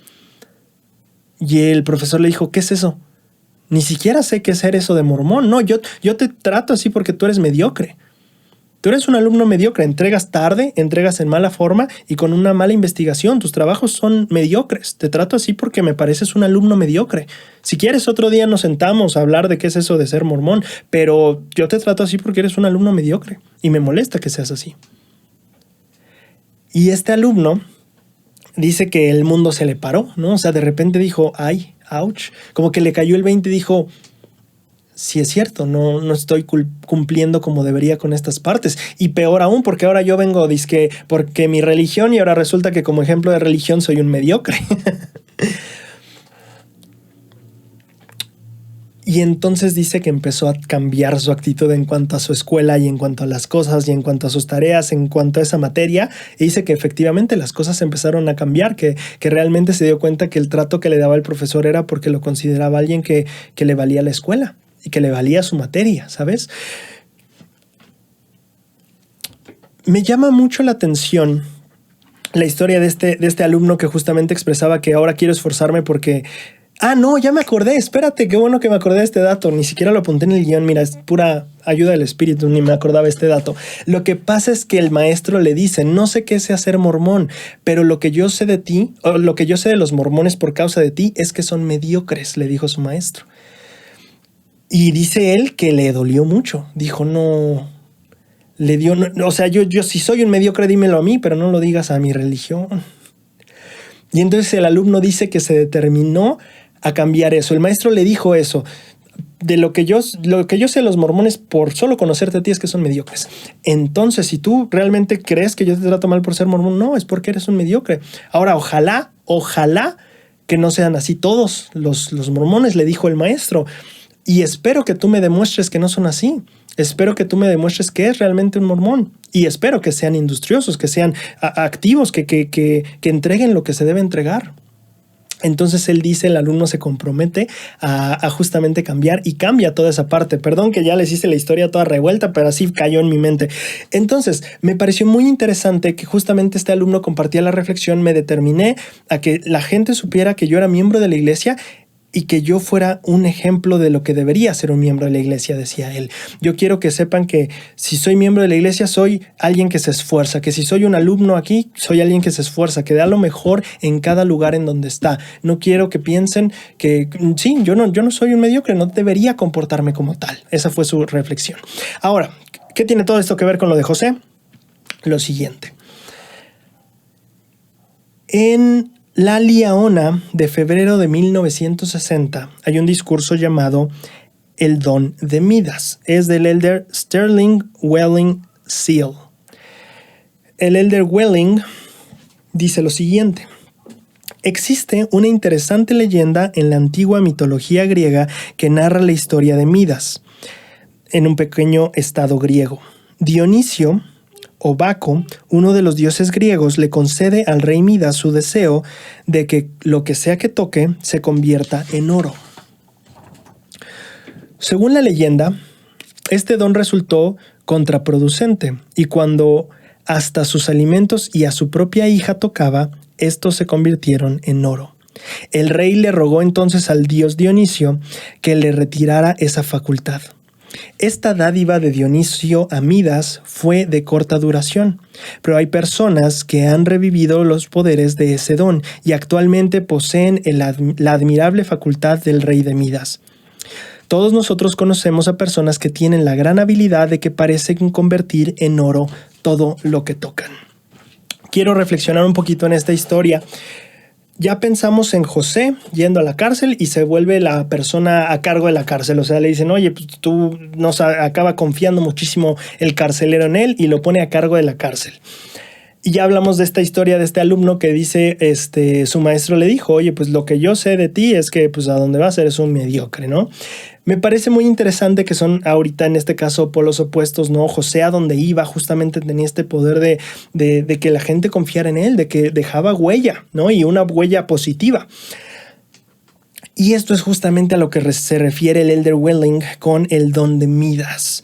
Midas tenía la capacidad de lo que tocaba se volvía oro. Y el Elder Willing dice, hay personas hoy en día que parece que tienen ese don, que lo que tocan lo vuelven oro. Y no necesariamente económicamente. Él dice, sí, hay gente económicamente que es muy buena en los negocios y sabe hacer muy buen dinero, pero también lo podemos aplicar a la parte espiritual. La gente que tiene el don de Midas, dice el Elder Welling, es aquella que tiene la habilidad de pensar lógicamente y trabajar arduamente. Son aquellos que tienen la facultad para resolver sus propios problemas y ayudar a contestar sus propias oraciones. Jacob, dice él, y justamente hablando de las personas con las que estamos, él habla de que justamente hay personas que parecen tener este toque que elevan a otros. Él habla de que hay estos dos extremos de personas, o bueno, siendo muy extremistas, personas que parece ser que a su paso destruyen lo que van tocando o a las personas con las que van conociendo, y puede haber personas que todo lo contrario, que pasar 5 minutos con esa persona hace que saliendo de esos 5 minutos uno se siente mejor, uno se siente incluso hasta elevado o nutrido espiritualmente de estar 5 minutos con una persona. Esa persona, dice el Elder Willing, son los modernos dones de Midas, podríamos decir los Midas modernos, que lo que tocan o las personas con las que están vuelven oro la situación. En este aspecto dice, Jacob luchó con un ángel y no lo soltó hasta que éste le dio una bendición. No abandonemos a ninguno de aquellos con quienes nos asociemos hasta que les hayamos dado una bendición. Tal vez podamos infundirles algunas ideas o un poco de ánimo. Quizá podamos hacerles algún bien. Realmente el rey Midas tenía una buena idea. Aunque él fracasó, nosotros podemos lograr el éxito. ¿Cuál es el don de Midas? Parece ser que lo que José hacía, donde sea que lo pusieras, lo iba a hacer bien. Iba a poner todo de sí, iba a enfocarse adecuadamente, iba a tener el enfoque adecuado e iba a trabajar. Iba a lograr lo mejor. Sí, era un esclavo, totalmente, seguía siendo un esclavo, no era un hombre libre, no era un gobernante, no. Pero aún siendo un esclavo, era el mejor de los esclavos. Prosperaba como ningún otro esclavo. Se fue a la prisión, era un preso, sí, pero el mejor de los presos. Y es la misma lección que parece ser que el maestro de este alumno que les contaba al inicio de esta reflexión le enseñó. Si tú me vienes aquí a decir que eres mormón, muéstrame que eres el mejor de ellos. Si tú me vienes a decir que eres alumno de mi clase, esfuérzate por ser el mejor de ellos. Es el don que José tenía. Donde sea que me pongas, voy a esforzarme, voy a tener la actitud adecuada, el enfoque adecuado y voy a trabajar. Esclavo, el mejor de los esclavos. En la cárcel, el mejor. Me voy a esforzar por dar lo mejor de mí. Soy ejemplo a los creyentes, diríamos, ¿no? En el Nuevo Testamento, voy a dar lo mejor, sea donde sea que esté. ¿Mis situaciones no serán ideales? No, estar en la cárcel no es lo ideal. Ser esclavo no es lo ideal. Y estos tal vez son extremos. Espero que ninguno de nosotros tenga que experimentar algo así. Pero la lección que nos deja José es, estés donde estés, el don que debes desarrollar es sacar lo mejor de esa circunstancia. ¿Cómo vuelves esto oro? Dice el Elder Willing, realmente el rey Midas tenía una buena idea. Qué increíble poder transformar en algo positivo todo lo negativo, o qué bueno poder transformar en oro todo. Sin embargo, la versión espiritual de ese don, todos podemos buscar desarrollarla. No abandonemos a ninguno de aquellos con quienes nos asociamos hasta que les hayamos dado una bendición. Tal vez podamos infundirles algunas ideas o un poco de ánimo. Quizá podamos hacerles algún bien. La invitación del Elder Welling y tal vez el ejemplo que José nos está dejando, que nos está invitando a la vez a hacer esto, es aprende a sacar lo mejor de las circunstancias. Si te toca como a José, pues de lo mejor que se pueda. Si me toca ser esclavo, voy a dar lo mejor. Voy a tener el enfoque adecuado, como diría el presidente Nelson, y voy a dar lo mejor. Me toca estar en la cárcel también.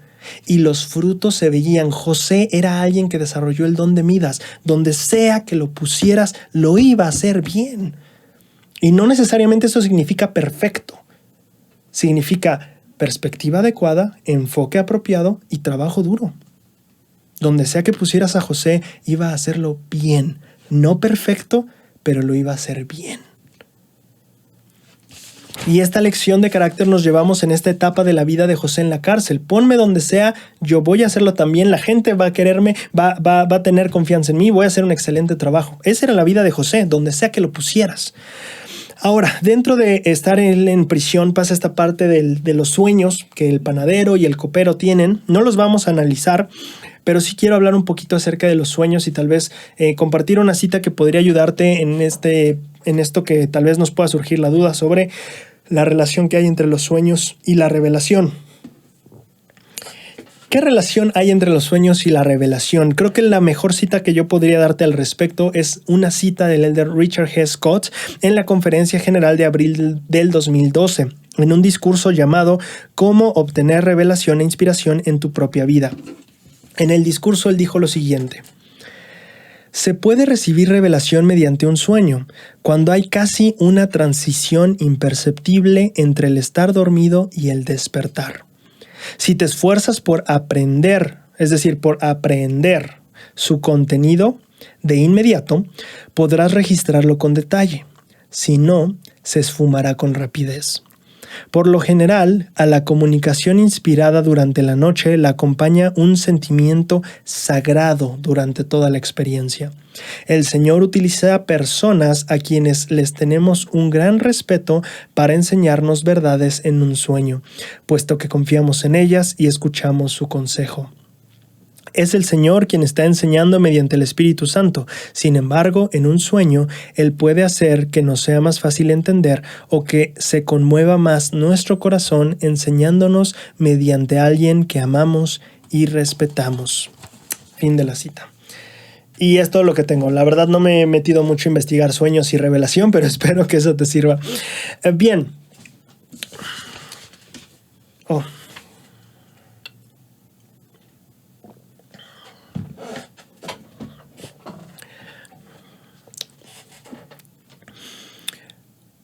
Cuando José sale de prisión, tú sabrás la historia. Potifar, Faraón tiene un sueño, nadie se lo puede interpretar y le dan la referencia de que José es muy bueno para eso. José va, le interpreta el sueño, etcétera, y empiezan a hacer todos los planes para proteger a Egipto de las sequías que están por venir. A mí me gusta mucho el ejemplo de liderazgo de Faraón. Son muchos nombres, perdón, me he estado confundiendo mucho hoy. Sí, quiero hablar un poquito acerca del ejemplo de liderazgo de Faraón. Cuando nosotros leemos en Génesis 41 que Faraón manda llamar a José, José le interpreta su sueño, le da las sugerencias y Faraón lo pone al mando de las cosas. Y a mí me parece muy interesante este modelo de liderazgo y quiero compartir algunas reflexiones y cosas que me gustan que podemos ver reflejados en el ejemplo de Faraón y José. La primera lección de la que quiero hablar es acerca de delegar. Es un principio muy importante en el liderazgo. Si nosotros vemos Génesis 41 del 40 al 43, dice lo siguiente: tú estarás a cargo de mi casa, le dijo Faraón a José, y por tu palabra se gobernará todo mi pueblo. Solamente en el trono seré yo mayor que tú. Dijo además Faraón a José: he aquí, yo te he puesto a cargo de toda la tierra de Egipto. Entonces Faraón se quitó el anillo de su mano y se lo puso en la mano de José. Y aquí, solo para quienes tengan un comentario al respecto, el anillo regularmente se ocupaba para luego firmar cosas, o era como el sello de autoridad que se le podía poner a algunos escritos a veces en esta época también. Y le hizo vestir a José ropas de lino finísimo y puso un collar de oro en su cuello. Y lo hizo subir en un segundo carro. Y pregonaba delante de él: doblad la rodilla. Y le puso sobre toda la tierra de Egipto. Me parece muy interesante que Potifar pone toda esta confianza en José y delega toda esta autoridad a José. Tú lideré el asunto, tú ya me explicaste qué es lo que se debe hacer, tú encárgate de eso, tú ayúdame a eso, te voy a dar el poder y la autoridad necesaria para hacerlo. Estamos hablando de un gobernante que se dio todo el poder excepto en el último peldaño. O sea, tú vas a ser el segundo más grande en todo este lugar. Pasar de ser un prisionero a eso es un gran cambio. Le delegó muchísima responsabilidad. A mí me gusta pensar mucho en este principio de delegar como un principio clave en el liderazgo para ayudar finalmente al equipo o al quórum o a la organización a funcionar mejor. En cuanto a la cuestión de delegar, me gustan mucho las palabras de Mario Borghino en un libro llamado El arte de hacer preguntas. En la página 149 a la 152 dice lo siguiente: en el mundo en el que vivimos, actualmente se ha creado un entorno cada día más complejo para los líderes. A diferencia del pasado, que tenían a su cargo gente con poca educación, hoy dirigen personas que están más informadas que ellos y algunos mejor preparados que el mismo líder. Me gusta muchísimo esto. Sabemos que tal vez en un momento de revolución industrial, etcétera, etcétera, donde se necesitaban simplemente o únicamente manos obreras, el papel de liderazgo era diferente. Te asigno tu tarea, te digo qué es lo que haces y lo haces y se acabó. Ese era el líder. Te voy a decir qué hacer, te voy a decir cómo lo vamos a hacer y ustedes lo hacen y se acabó. Ahora, aquí viene un momento diferente que también tenemos que verlo a nivel espiritual, pero ahorita lo estamos haciendo a nivel terrenal. Llega un punto en el que ahora tenemos personas o líderes que tienen que dirigir personas más informadas que ellos y a veces más preparadas que ellos. Y aquí viene un conflicto con el liderazgo, porque a veces pensamos que el líder debería ser el más informado o incluso el más preparado para cierta tarea. Sin embargo, eso es falso y en la iglesia podemos notar mucho eso. ¿Cuántas veces tal vez en la iglesia decimos, bueno, es que yo estoy más preparado? Bueno, espero que no digamos eso, pero ¿cuántas veces tal vez podemos percibir ese sentimiento de es que yo estoy más preparado que ese obispo? Y probablemente sea cierto, porque hoy estamos en una era en la que los líderes puede que no estén más preparados que tú. Puede que tal vez no sepan tanto como tú y está perfectamente bien. Esa es la nueva era de liderazgo que estamos viviendo, tanto a nivel secular como tal vez a veces en nivel espiritual también. Y como líder a veces eso puede asustarnos, podría dar miedo el que una persona, y como maestros también, nos podría causar un poquito de miedo o incluso inseguridad el pensar que alguien podría estar más preparado que yo o que alguien sepa más que yo, pero eso es parte del proceso. Y está perfectamente bien. Los requisitos de un líder no necesariamente son ser el más preparado y el que mejor información tenga. Esta es la parte del liderazgo que tenemos que entender, que Potifar lo deja ver muy bien. Si te das Potifar otra vez, Faraón, perdónenme. De hecho, aquí en el guión también le puse Potifar y es Faraón, pero bueno.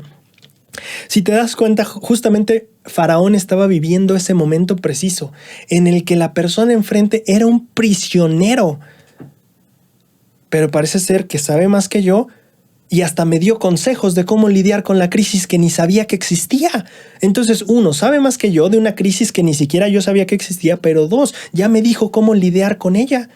Parece ser que José estaba más informado y más preparado que Faraón para afrontar esta circunstancia. ¿Qué haces como líder cuando te sientes así en una clase tal vez, o incluso en tu quórum o en tu barrio o donde sea que estés? Entender esto es parte del proceso. No significa que haya algo malo contigo o que tú no deberías ser el líder. No, eso no significa. Los líderes que conozcas de aquí en adelante tienes que entender esto. Parte del liderazgo es muchas veces liderar a gente que sepa más que tú y que esté más preparada que tú. Eso es parte del proceso de ser líder. Y es una etapa muy interesante el liderazgo. Mario Borghino explica: se requiere que tú, como líder, construyas una cultura de tolerancia, de disentir, de cuestionamiento de los puntos de vista, buscando la diversidad para que ésta permita resolver mejor los problemas. Los líderes que dirigen con preguntas, los líderes que dirigen con preguntas reconocen que el objetivo no es escuchar su idea, sino escuchar la mejor idea. Y eso se logra solo con la contribución de los demás.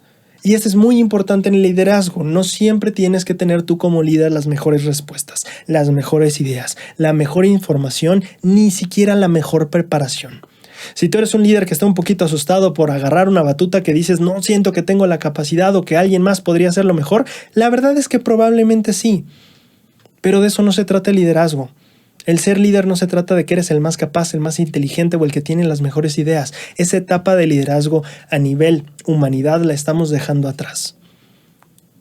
Y nos estamos acercando más a la cultura del evangelio, donde el líder no tiene que ser el que sabe más, ni el que tenga las mejores respuestas siempre. Por eso hay consejos de barrio.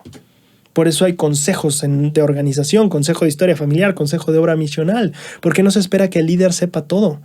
No se espera que el líder tenga las mejores ideas y sepa cómo ejecutarlas.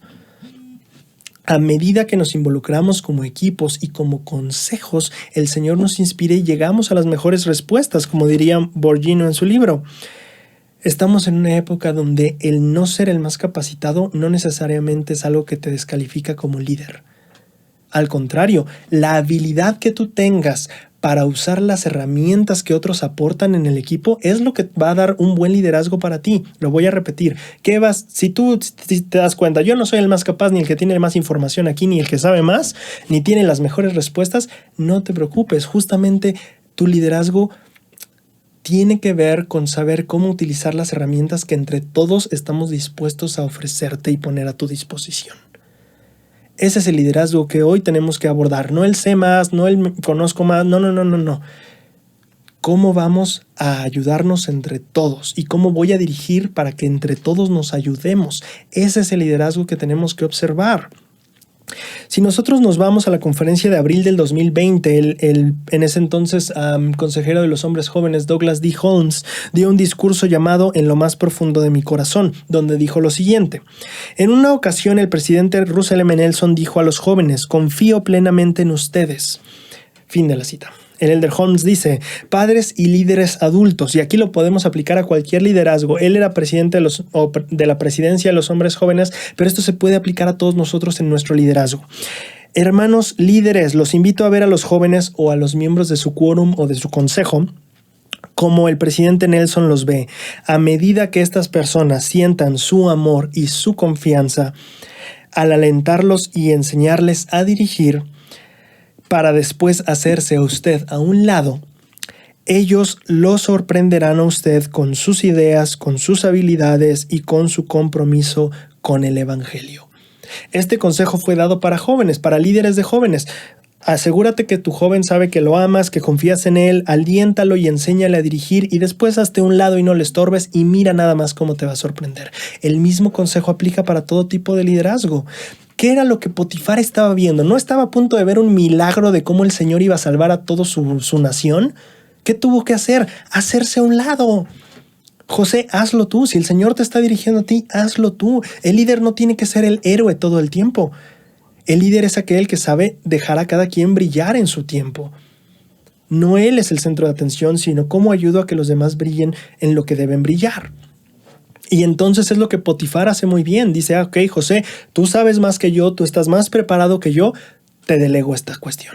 ¿Tú puedes hacerlo mejor que yo en este aspecto? Adelante. Lo único sí, si hay decisiones finales y algo que tengan, yo me reservo el derecho que yo tengo más autoridad que tú, No es que el obispo te delegue su obispado, pero sí entender que como líder, cuando te das cuenta de que alguien sabe más que tú, no tienes que sentirte intimidado. Como Potifar, aprende que no necesariamente tienes que saberlo todo, tienes que ser el más preparado o tener las mejores respuestas. En ocasiones, un joven que viene saliendo de la cárcel va a tener mejores respuestas que tú y está bien.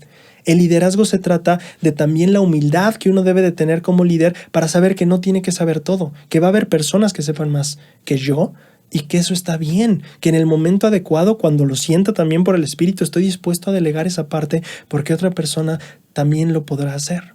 Y tal vez mejor que yo incluso. Entonces, primer principio que aprendemos de Potifar otra vez, Faraón, delegar. ¿Cuál es el segundo principio de liderazgo que aprendemos de Faraón? El principio de la confianza y la fe. Aquí en Génesis 41 del 33 al 37 leemos que José le dijo a Faraón: por tanto, provéase ahora Faraón de un hombre prudente y sabio y pónganlo a cargo de la tierra de Egipto. Haga esto Faraón y ponga gobernadores sobre el país y tome la quinta parte de las ganancias de la tierra de Egipto durante los 7 años de abundancia. Y junten todas las provisiones de estos buenos años que vienen y almacenen el trigo bajo la mano de Faraón para mantenimiento de las ciudades y guárdenlo. Y esté aquella provisión en depósito para el país, para los 7 años de hambre que hará en la tierra de Egipto. Y el país no perecerá de hambre. Y el asunto pareció bien a Faraón y a sus siervos. A ver. Faraón confía mucho en José y estuvo muy bien. Pero yo te quiero hablar de por qué tal vez Faraón pudo haber pensado que no era buena idea confiar en José. Piénsalo, Faraón confió en José y es un ejemplo de confianza. Y te voy a explicar el por qué, justamente explicándote el por qué tal vez nosotros no hubiéramos confiado en José. En primer lugar, era un joven de 30 años. Estaba bastante joven.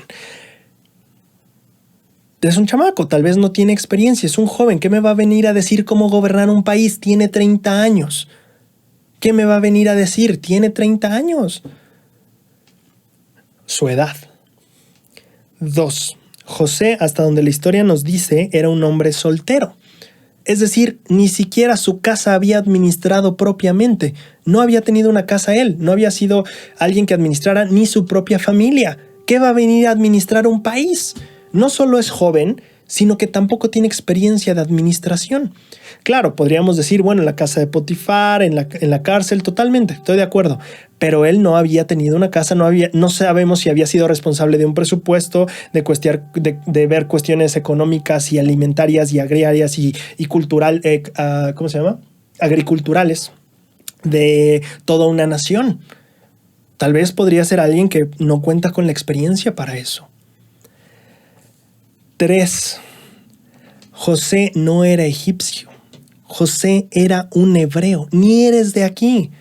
¿Qué nos vas a venir tú a decir que ni eres de aquí ni entiendes? Probablemente. ¿Cuántas veces tal vez por orgullo decimos qué va a venir a decir él si ni es de aquí?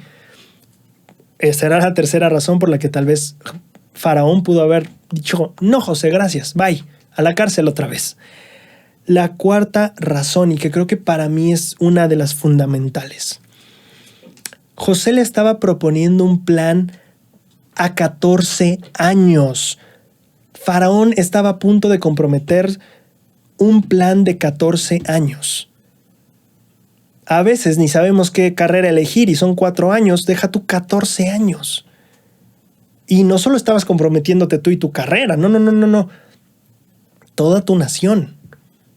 Te estabas jugando toda tu nación por lo que este joven de 30 años, soltero y ni siquiera de aquí, te estaba diciendo. Lo peor es que para comprobar que fuera cierto, tú tenías que esperarte por lo menos 7 años para ver si es cierto que después de 7 años dejaba de haber lluvia y venía sequía y entonces todo entraba en crisis. La única manera era confiar por fe. No podía comprobar si lo que José le estaba diciendo era cierto. 4 cosas en las cuales Potifar pudo haber puesto pretextos.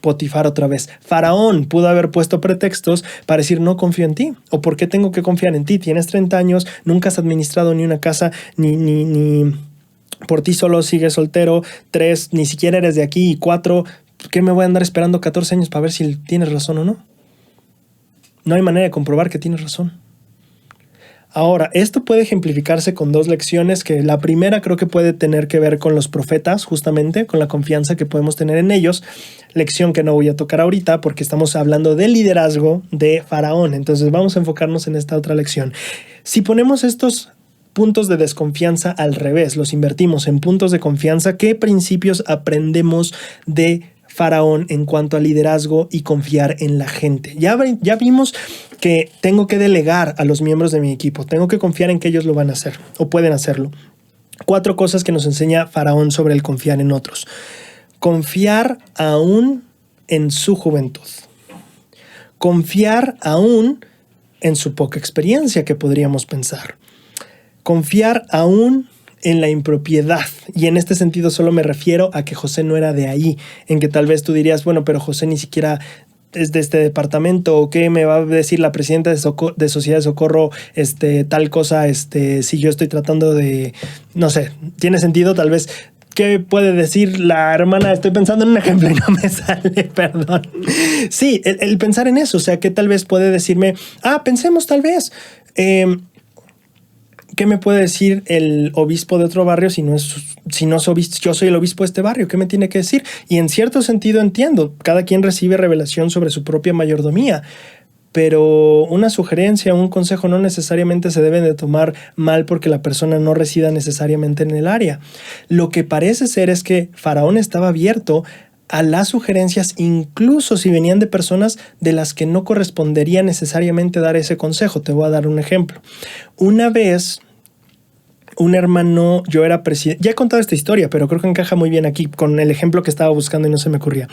Cuando yo era joven, yo era presidente de maestros y llegaba tarde regularmente a las reuniones donde era la apertura de todos los poseedores del sacerdocio. Estábamos ahí todos los élderes, sumos sacerdotes en ese tiempo, cuando había grupo de sumos sacerdotes, presbíteros, diáconos, maestros. Y recuerdo que yo regularmente llegaba tarde y a mí, pues como presidente de maestros, pues me sentaban adelante en la reunión y varias veces llegaba tarde, ¿no? Llegaba a la mitad, ya cuando estaban acabando la primera oración, después del himno aparte, o ya cuando se estaban acabando los anuncios y ya nos íbamos a dividir. Y recuerdo que una vez un hermano, sumo sacerdote, no necesariamente líder del grupo, un hermano, cuando llegué temprano antes de que empezara la reunión, me dijo, ¿podemos hablar? Le dije, sí.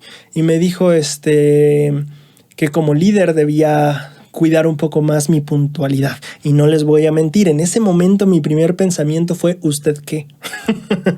Mi pensamiento es, ¿y usted qué me viene a decir eso? O sea, ¿tú qué? ¿Sabes? Fue mi primer pensamiento, lamentablemente. Pero creo que el ejemplo de Faraón aquí es, tranquilo, un buen consejo puede venir de cualquier lado. No necesitas ser egipcio, no necesitas ser tu obispo necesariamente. Que claro que hay ciertas personas que tienen llaves y presiden sobre nosotros totalmente. Pero un buen consejo puede venir de cualquier lado, incluso de un extranjero, como en el caso de Faraón. Cuarto principio que aprendemos de la confianza: confiar aún en la lentitud.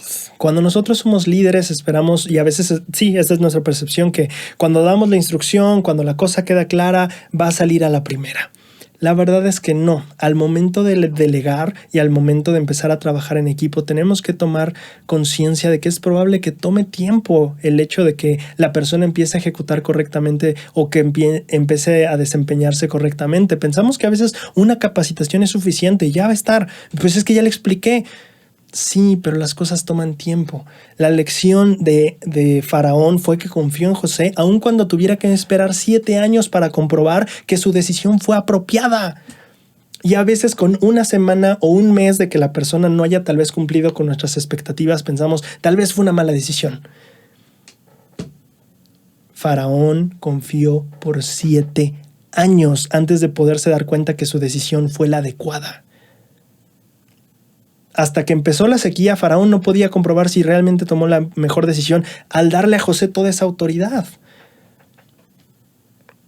El presidente Hinckley le decía a los obispos, ¿no? Yo sé que a veces sentirán que se toma demasiado riesgo al llamar a un miembro recién converso a un llamamiento. Y el presidente Hinckley decía, pero piensen cuánto riesgo tomó el Señor al llamarlos a ustedes como obispos.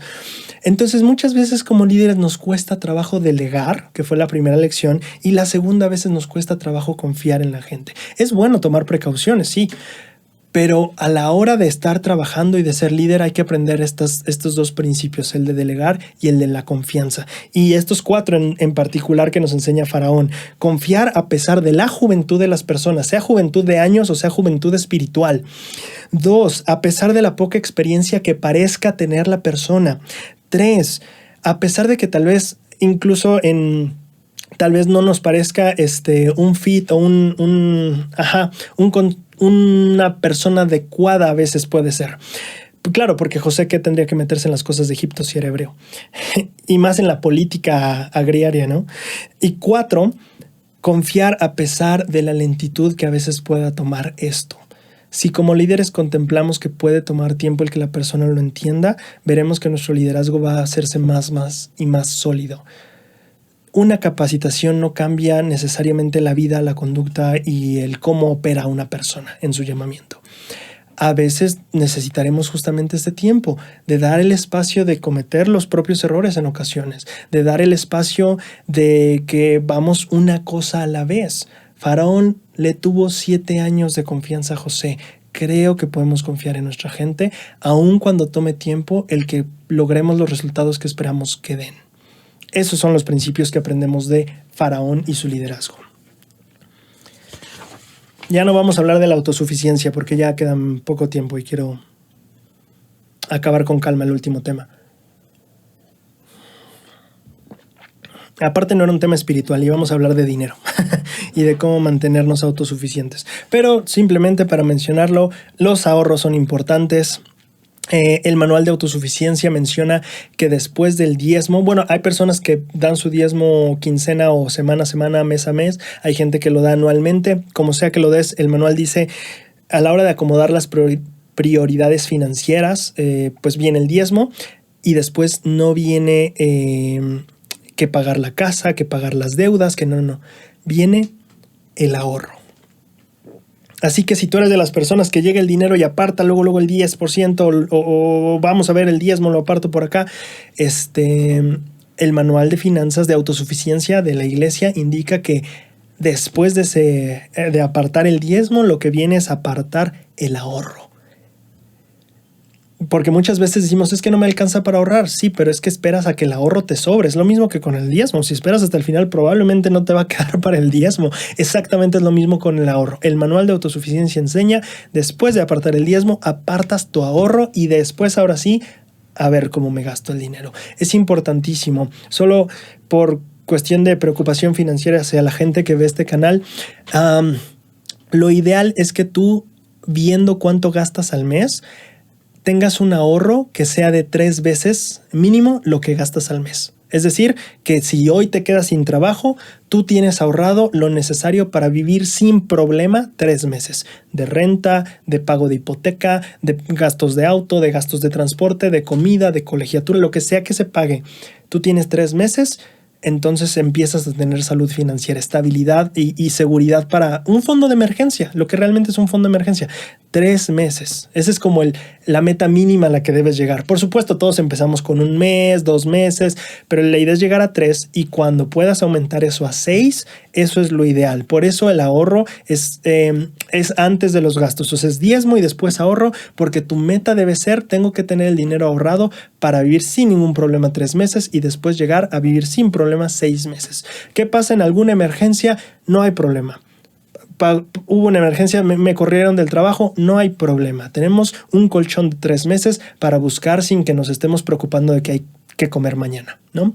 Entonces, solo ya no voy a tocar el tema como me hubiera gustado, pero sí estos 2 pautas importantes. El ahorro, así como muchos de ustedes apartan el diezmo antes de gastar todo lo demás, así también deberías estar apartando el ahorro. Antes de los gastos va diezmo, después ahorro y después ahora sí gastas el dinero. 2, busca tener que ese ahorro vaya creciendo. Si tú puedes ahorrar un 10% o un 20%, excelentísimo. Si no, empieza poco a poco, pero empieza a ahorrar. El chiste es que tú tengas, lo repito, 3 meses de gastos mensuales y a futuro 6 meses. Es ahí donde tienes una estabilidad y una seguridad financiera para poder sopesar emergencias, ¿vale? Muy bien, ahora acabando ya este pequeño segmento informativo, vamos con el final, que es mi versículo de poder. Cuando José le dice a Faraón todo lo que debe hacer, le da la interpretación de su sueño, le da una estrategia de cómo prevenir para estos problemas que van a venir después a su nación. En el versículo 38 del capítulo 41 se lee lo siguiente. Y dijo Faraón a sus siervos, ¿hallaremos otro hombre como este, en quien esté el Espíritu de Dios? Me pareció fascinante la pregunta de Faraón. ¿Encontraremos a otra persona igual que José? Y claro, a lo largo de la historia hemos visto que José era bastante único, que donde lo pusieras iba a hacer un trabajo increíble. Pero no hablaba solo del trabajo, ¿verdad? La pregunta de Faraón decía, en quien esté el Espíritu de Dios. No tenía que ver con que hiciera el mejor trabajo que todos, o hablando de liderazgo, que supiera más o que tuviera más capacidad que todos. No, lo que Faraón vio en José fue: él tiene el Espíritu de Dios. ¿Dónde hallamos a un joven así? Parecía como que Faraón estaba impactado por este joven de 30 años soltero que había estado en la cárcel por lo menos los últimos 2 años, y se asombra: en este hombre está el Espíritu de Dios. Esto me hizo reflexionar muchísimo en un discurso. Me hizo acordarme mucho de un discurso en la Conferencia General de octubre del 2015 que dio el presidente, o ahora Elder Dieter F. Uchtdorf, llamado "No temas, cree solamente". Este es un discurso que a mí me impactó bastante. Es un discurso que quedó en mi corazón, quedó en mi mente. En cuanto lo escuché y pude leerlo después en la Liaona, se quedó conmigo. Y quiero comparar un poquito porque él va a hablar acerca de Daniel en Babilonia. Y tú sabes que Daniel tiene una historia parecida a la de José, ¿sabes? Finalmente era prisionero, o era esclavo, o estaba en la cárcel. Daniel era prisionero. Finalmente llega un punto donde los dos reyes, en este caso Faraón o en el otro caso Nabucodonosor, tienen un sueño, nadie se los puede interpretar, y de alguna manera José o Daniel, en su paralelo, la historia que corresponda, logran darle lo que necesitan al rey, la interpretación que viene de Dios. Quiero leer las palabras del presidente Uchtdorf que hablan de Daniel, pero quiero aplicarlas a José en la historia que estamos viendo ahorita. No sé si fue fácil para Daniel ser un creyente en tales circunstancias, dice el Elder Uchtdorf. Algunas personas son bendecidas con un corazón creyente. Para ellas la fe parece venir como una dádiva del cielo. Pero me imagino que Daniel era como muchos de nosotros, que tenemos que luchar por nuestro testimonio. Estoy seguro de que Daniel pasó muchas horas de rodillas orando, depositando sus inquietudes y temores sobre el altar de la fe, y esperando a que el Señor le diera entendimiento y sabiduría. Nuestro desafío es poner en práctica diariamente los principios del Evangelio restaurado de Jesucristo y vivir fieles a los mandamientos de Dios. Tendremos que permanecer tranquilos bajo la presión del grupo, no impresionarnos por las tendencias populares o los falsos profetas, no hacer caso al ridículo de los impíos, resistir las tentaciones del maligno y superar nuestra propia pereza. Piensen en ello. ¿Cuánto más fácil habría sido para Daniel o José sencillamente seguir las costumbres de Babilonia? Podría haber dejado de lado el restrictivo código de conducta que Dios había dado a los hijos de Israel. Podría haberse deleitado en las comidas suculentas que le brindó el rey y haber cedido a los placeres mundanos del hombre natural, como José. Habría evitado el ridículo. Habría sido popular. La gente lo hubiera aceptado. Su sendero tal vez habría sido mucho menos complicado. Eso, claro, hasta que el rey exigiera la interpretación de su sueño. Entonces Daniel habría descubierto que él, al igual que el resto de los sabios de Babilonia, había perdido su conexión con la verdadera fuente de luz y sabiduría. Daniel pasó su prueba. La nuestra aún continúa. ¿Recuerdas que al inicio leímos una frase del presidente Eyring que decía: la prueba de un Dios amoroso no es solo si sobrellevaremos la prueba, sino el cómo la sobrellevamos?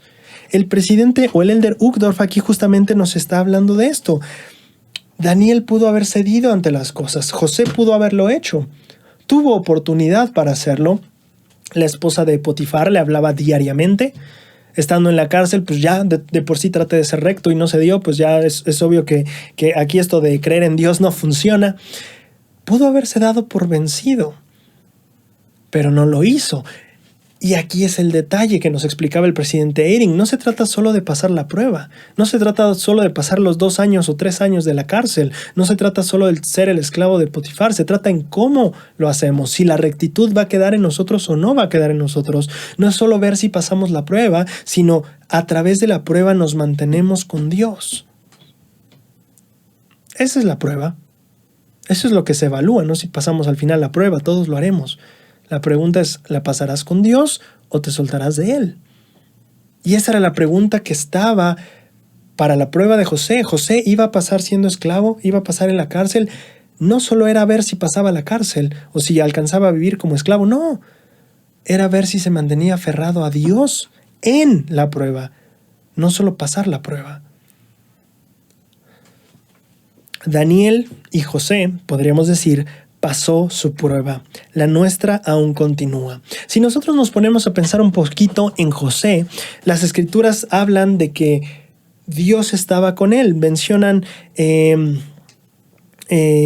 pero Jehová estaba con José, más Jehová estaba con José y José estaba, etcétera, ¿no? Tenemos muy claro que Jehová no abandonó a José. José disfrutaba de la compañía de Dios. Dios no le abandonó, podríamos decir. Sin embargo, creo que esta no es la única lección que tenemos de las Escrituras. Si nosotros revisamos Génesis 39:9, José dice, ¿cómo pecaría yo contra Dios? En el siguiente capítulo, en el versículo 8, dice, ¿no son de Dios las interpretaciones? José no dejaba de lado el papel que Dios tenía en su vida. No eran mis interpretaciones, eran de Dios. José mantenía un papel humilde ante el Señor, aún en su prueba. Cuando podría sentir que el Señor le había abandonado, José mantenía la humildad en el transcurso de la prueba. Génesis 41:16, en el capítulo siguiente dice, y respondiendo al faraón dijo, cuando el faraón le exigió, interprétame el sueño, él dijo, no está en mí. Dios será quien responda paz a Faraón. José no había perdido su humildad. José, aunque pudo haberse sentido abandonado por Dios, seguía reconociéndolo en su vida. Interpretar sueños, sí, pero las interpretaciones son de Dios. Yo no hablo por mí mismo, es la doctrina de Dios la que hablo, diría el Salvador, ¿no? Y cuando está con Faraón acerca de tal vez Faraón quería paz, porque sus sueños no lo dejaban estar, lo mantenían inquieto. Y José le explica, la paz no va a venir de mí, va a venir de Dios. ¿Qué lección nos enseña esto? No solo que durante todo este proceso Jehová estuvo con José, sino que José estuvo con Jehová, se mantuvo junto a él y con él. Sabemos que a través de las dificultades y las pruebas el Señor sufre con nosotros, pero lo que aprendemos es que no solo esperamos que el Señor esté con nosotros, sino que se espera que nosotros estemos también con el Señor. No solo es pasar la prueba y pedirle a Dios que nos ayude, es estar junto a Dios mientras la prueba pasa. La lección que nos enseña José y Daniel respectivamente en sus historias es que aún en la adversidad podemos mantenernos junto al Señor. Creo que al final de cuentas el milagro que podemos ver aquí, y mi escritura de poder es esta, mi versículo de poder es este, porque me gusta mucho que Faraón dice, ¿dónde hallamos un joven tan especial como él, donde esté el Espíritu? Y es que la lección no era que el Espíritu de Dios simplemente estuviera con José. La lección es que José se mantenía digno de ese Espíritu. Ese era el milagro, no que hubiera un joven con el Espíritu, sino lo que ese joven estaba haciendo aún en sus circunstancias para mantenerse digno de ese Espíritu.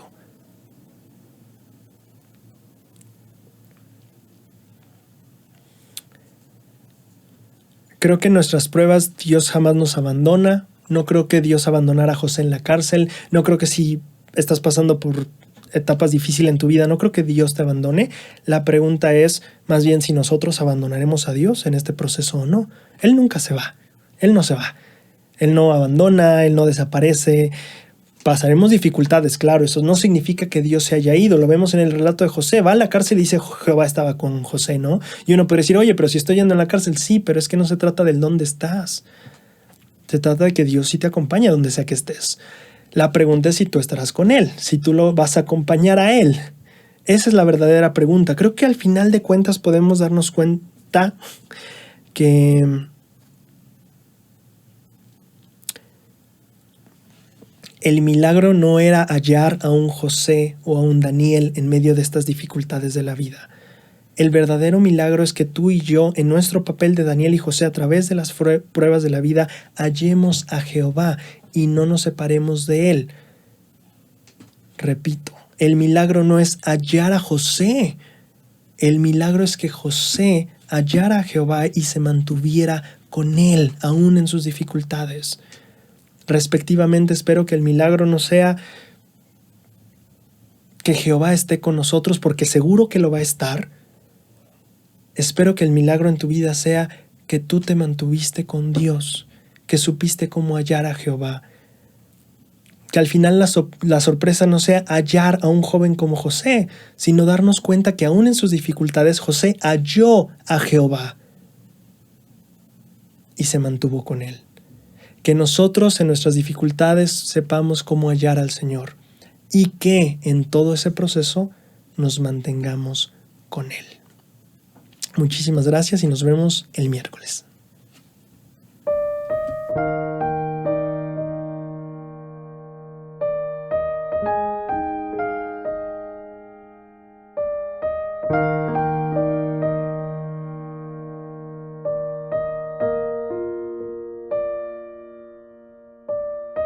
Nos dan este consejo, ¿no? Esta invitación de que si nosotros estamos viviendo el Evangelio, si el Espíritu Santo está con nosotros, Él nos puede ayudar a saber en qué forma y en qué momento podemos tomar ciertas decisiones hacia confiar en una persona. Incluso también yo creo que confiar en algún proyecto o en alguna cosa en nuestra vida en el que como podemos decir si piso bien o retrocedo o voy en otra dirección.